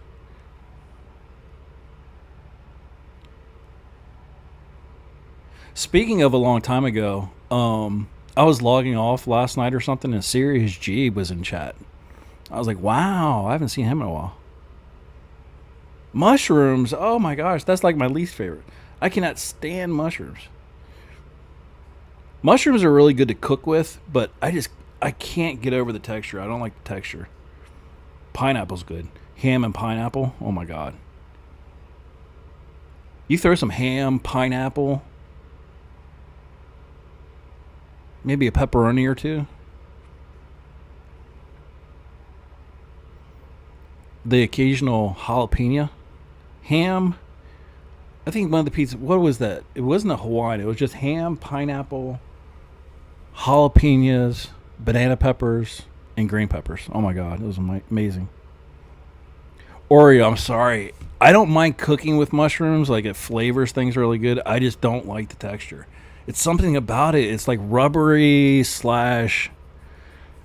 I don't know. I don't know how to describe it. It's just, I think it was something... I was scarred as a child by a mushroom. I don't know what it was. People who eat mushrooms love them. I mean, they say they're great. Not me though. I can't get into the texture.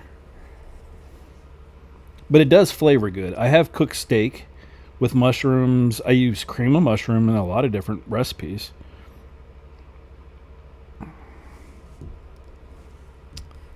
Let's see here. The sweaters.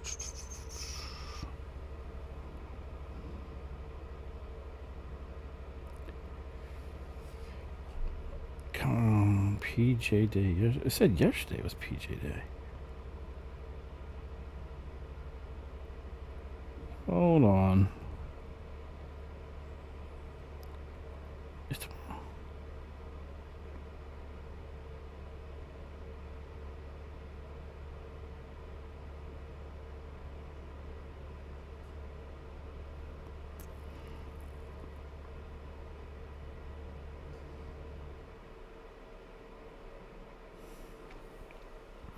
Just got a notification from my kid's school. Tomorrow is a theme day, but I can't figure out what it is. Let me see. What is the theme? Tomorrow is Polar Express Day. Apparently, they're going to watch Polar Express in class.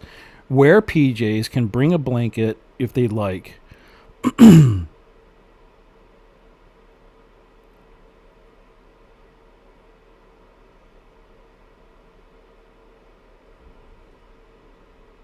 Interesting. Oh, shrimp, yeah. Dude, I could just sit there and eat pounds and pounds of shrimp. Any kind of shrimp. Boiled shrimp. Fried shrimp. Now I sound like Bubba Gump. Bubba. Bubba. Bubba.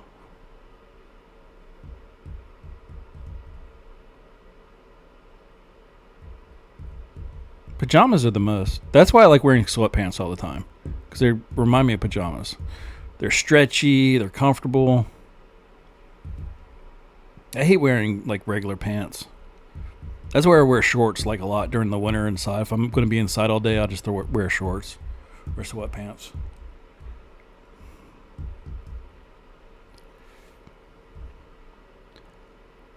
Where'd James go? James didn't put his favorite pizza topping. Come on, guys. We got like 20-some people watching this channel right now. Sleeping upstairs on the couch. Got to watch Thorn. What is your favorite pizza topping, James? We need to know. It is the question on the docket. You think we were separated at birth. Why do you say that?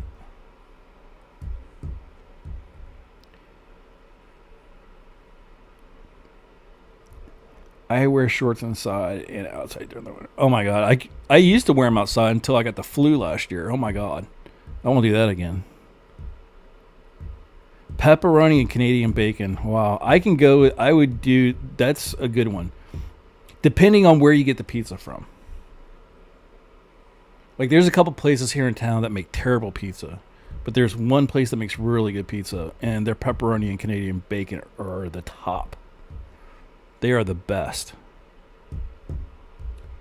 Yes, we do have a lot in common. Conspiracy theories, EVPs, remote viewing.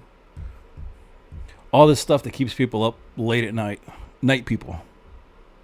I'm a night person. I'm not a day person. I could sleep. If I didn't have kids and could get away with it, I would sleep from like, my optimal sleeping would be like 6 a.m. to like 5 in the evening. Get up at 5, get my shower, get dressed, make dinner for breakfast, then start my day. And then by like 6 or 7 in the evening, I'm working, stream all night, video game all night, whatever I'm doing, watch football, watch a movie, do my thing. I can do all my shopping at night. Nobody's in the store. It's great. I can avoid people. Not that I like avoiding people, just crazy people. I don't like shopping when it's busy. I like shopping when there's like 3 people in the store.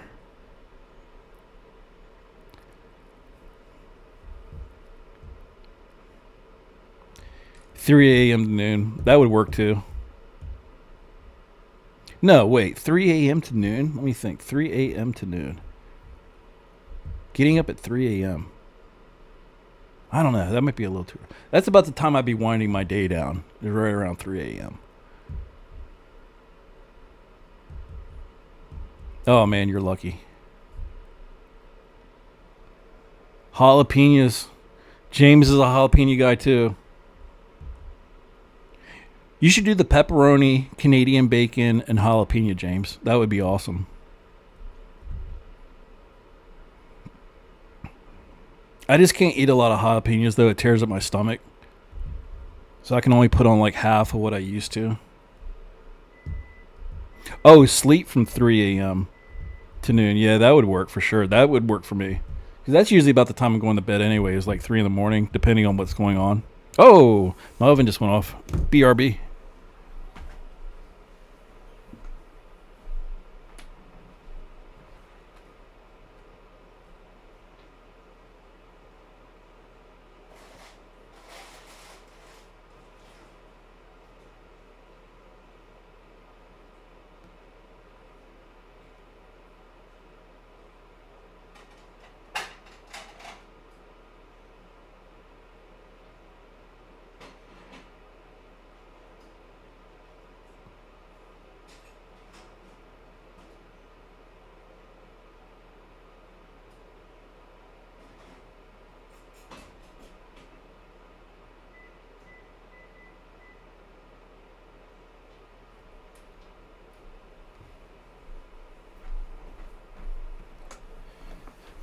I wasn't quite done. I gave it 2 more minutes.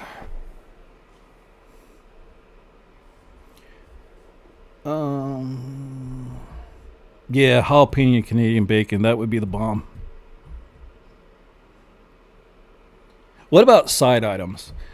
Like, you know how like some pizza places offer breadsticks, dipping sauce, or wings, boneless, bone wings. What else? Domino's does brownies, cinnamon sticks. What's everybody's favorite side item? If you're like, if you had a coupon for a pizza and a free side item, what would you get as your side item? I think if it's a place that has really good wings, I'm probably going wings. If they don't have good wings, then I'm probably going breadsticks. Garlic knots, those are good too. I think Domino's has those.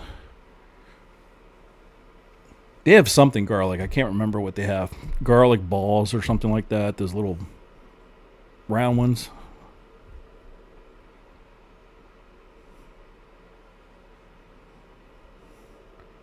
Oh, the Parmesan bites. Yeah, those are really good.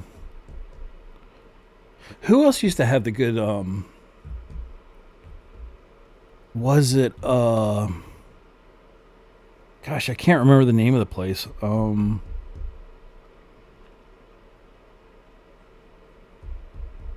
Was it Little Caesars that had the really good ones? I don't think they have them anymore. I think Little Caesars used to have the really good ones.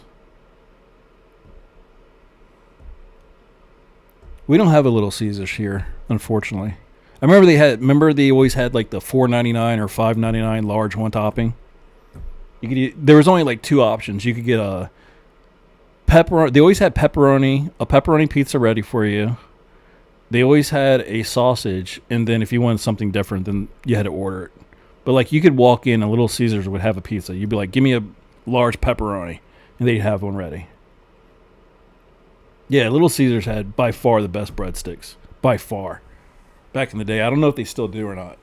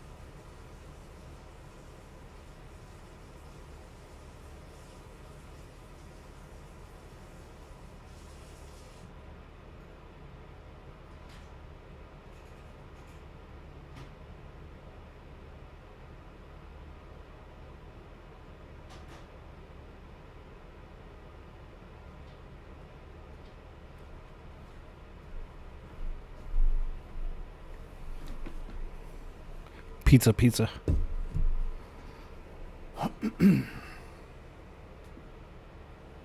Oh, they messed up their breadsticks. They don't have good ones anymore.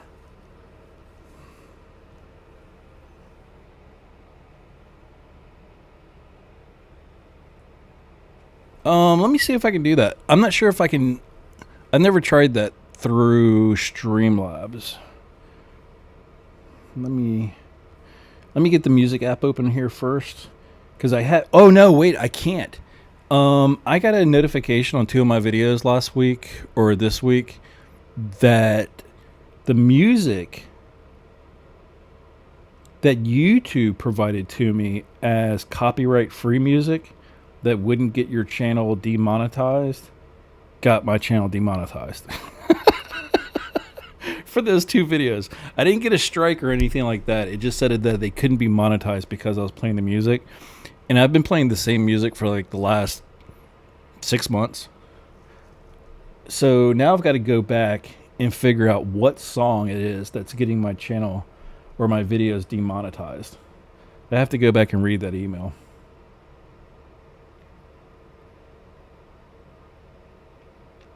But the thing is, YouTube, if you go into your channel and you click on settings or whatever, over on the left-hand side, you can click on music, the beta music. And then you can select the tab for copyright free that says that you can play the music in your video and not get a copyright strike. But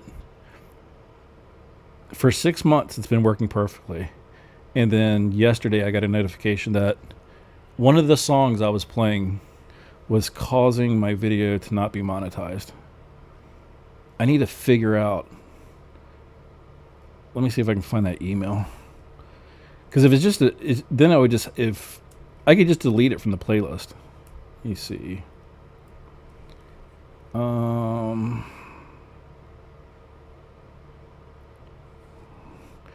Let me see if I can find it. I think I deleted it. I need to go through my trash. Zillow, Xbox, Amazon. Where are you, YouTube? General. Walmart. Oh, Streamlabs sent me. Stream Elements sent me a thing. Okay.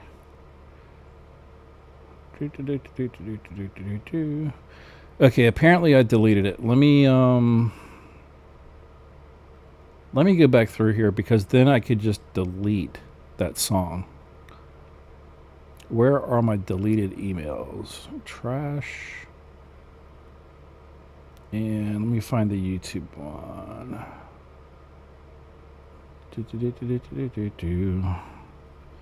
YouTube.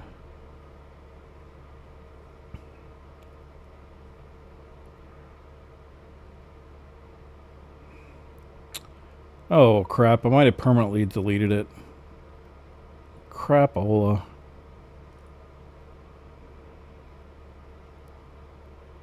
Well, shoot.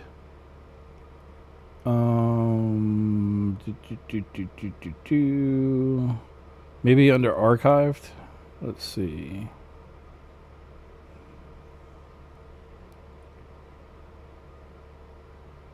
YouTube sent me my YouTube channel year in review email. I've only been streaming for 6 months though, so half the year. My channel in 6 months gained, where is it at? 1,100 subscribers, 126,000 views, 3,267 likes, 282 uploads, and watch hours. It doesn't have it on here. I have to go into my things. Crap, I really want to find that email.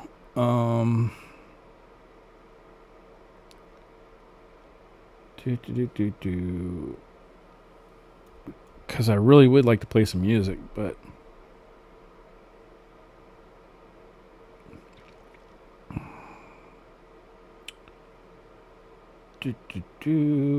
crap, I can't find it.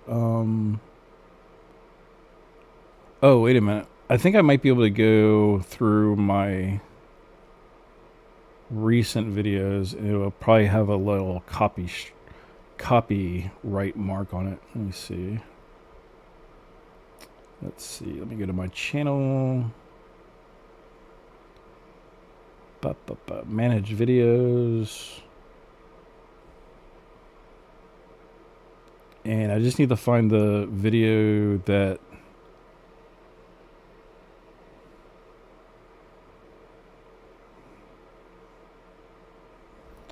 we go live. There it is. I found it. I found it. This video cannot be monetized. Why? Well, give me a reason.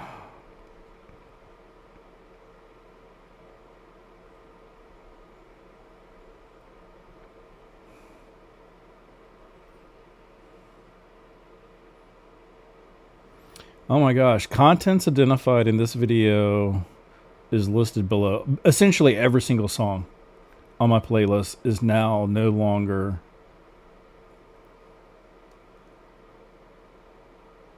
But it says that it doesn't expire. Ad revenue paid to copyright owner. Oh my gosh. Video. Okay, I found it. Never mind. I'm wrong. It's the Annihilator song. I need to delete that. Okay, let me go into Apple Music or whatever the heck it's called and find that song and delete it.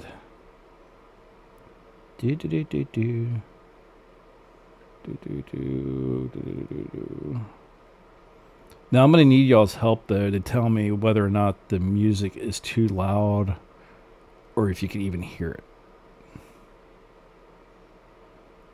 That song isn't even in my playlist. How could that have played on my stream? What in the world? Maybe it played in the background or something in my computer room and it picked it up. Could that be it? That's got to be it, right? Because there's no other way. Let me go to details again. It says the name of the song is Annihilator by Charlie Ryan. Content found between 16 seconds and 38 seconds. So the video picked it up for 22 seconds. What the hell song was that? Video cannot be monetized. Ad revenue paid to the copyright owner. So he got all my revenue for 22 seconds. Well, the joke is on you because my channel doesn't make any money yet. So maybe he made a half a penny. But I don't know what Annihilator by Charlie Ryan is. I don't have that. That's not something that's in my playlist.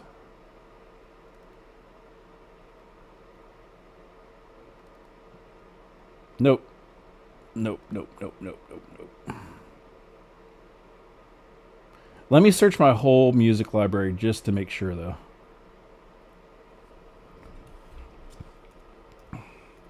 I might have some Charlie Daniels, but I don't have any Charlie Ryan.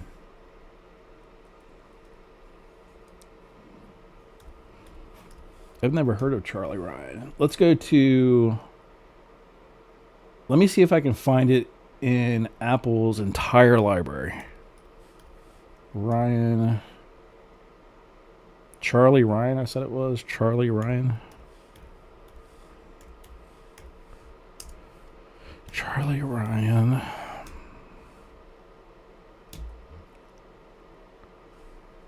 Okay, Charlie Ryan as an artist.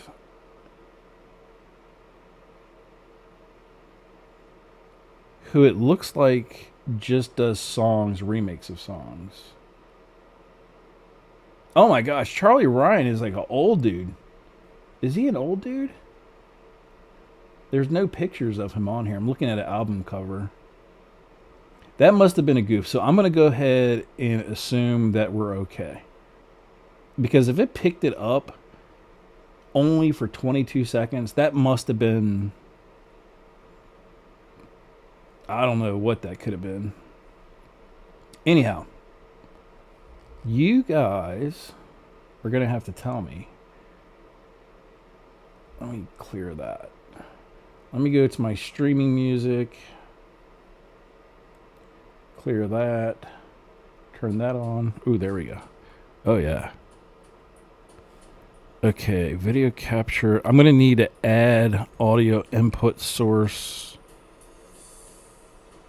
Filters, properties.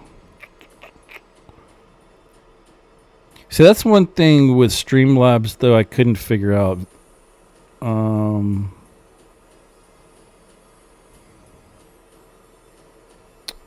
Perhaps I need to go in and add that manually. Let me try.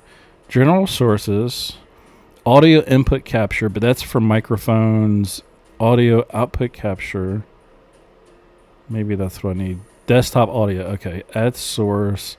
Add source. Device. Use device. Monitor. Not sure if I'm doing this right. I'm still new to this. Okay. Audio output source. It's not picking it up.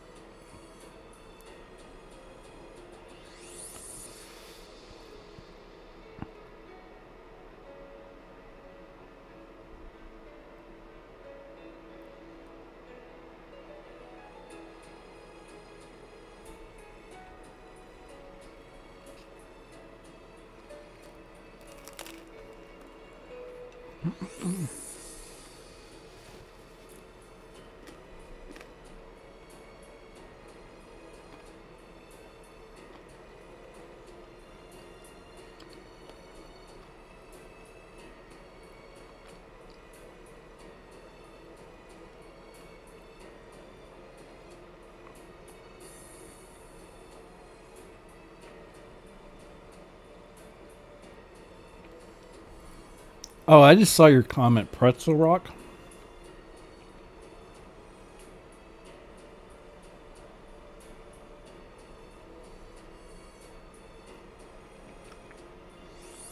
All right, Chrome. I just saw your message. Sorry about that. Have a good night. I'll see you later. I'm going to try out that website you're talking about.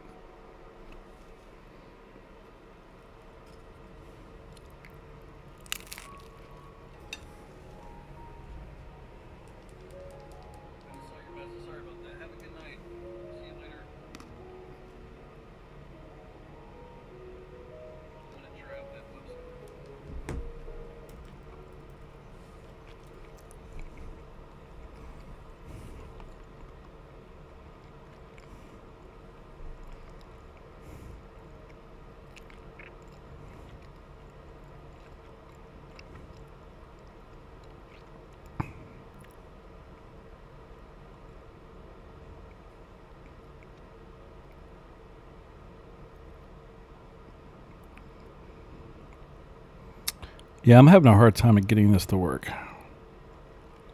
Video capture device. Alert. Audio input capture.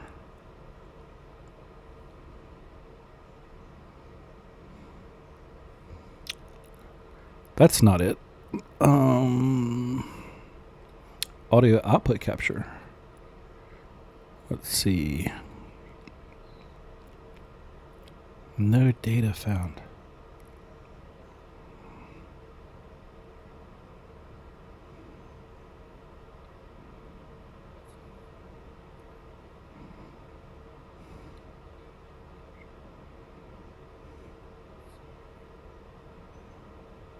This is a tricky one. Usually I can figure this out pretty quick. I'm having trouble with this one.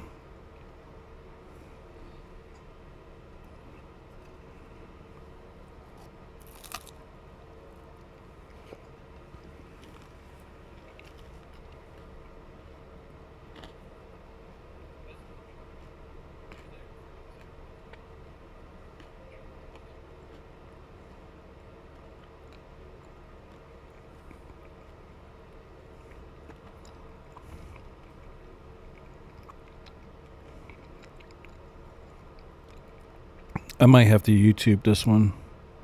Audio output capture. I'm going to delete that and start over.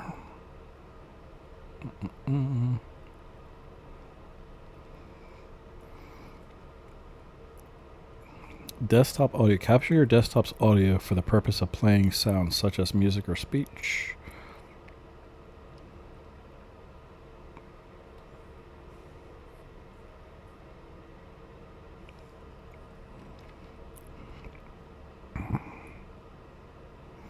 Media share.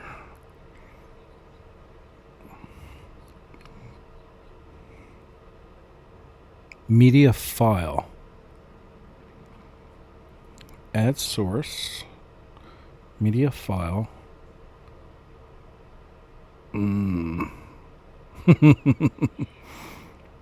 Restart playback when source becomes active.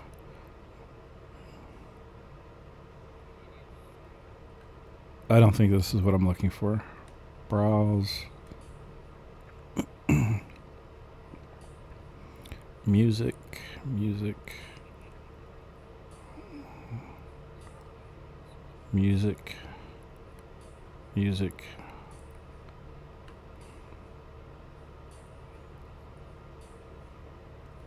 Holy moly.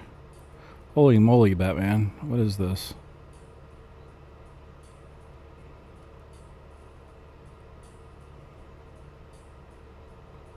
DJ Williams. Nope, that's not it. Let's try...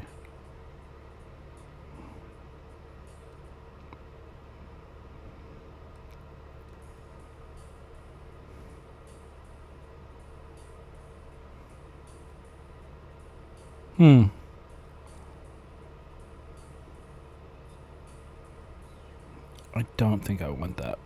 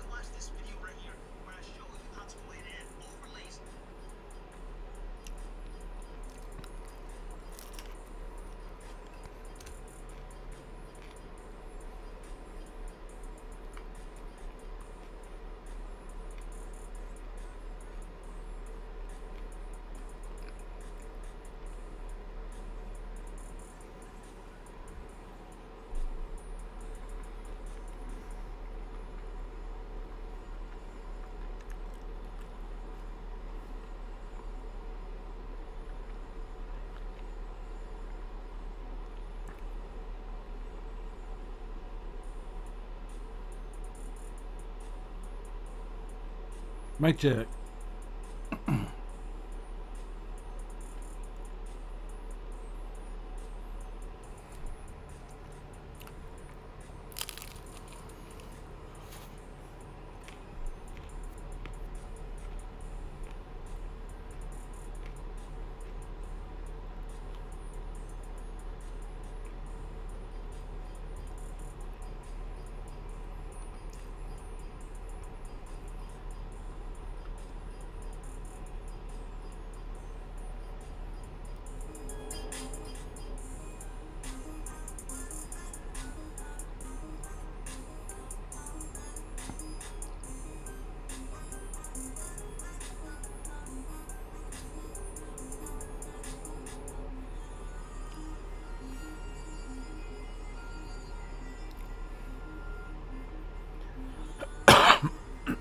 Excuse me.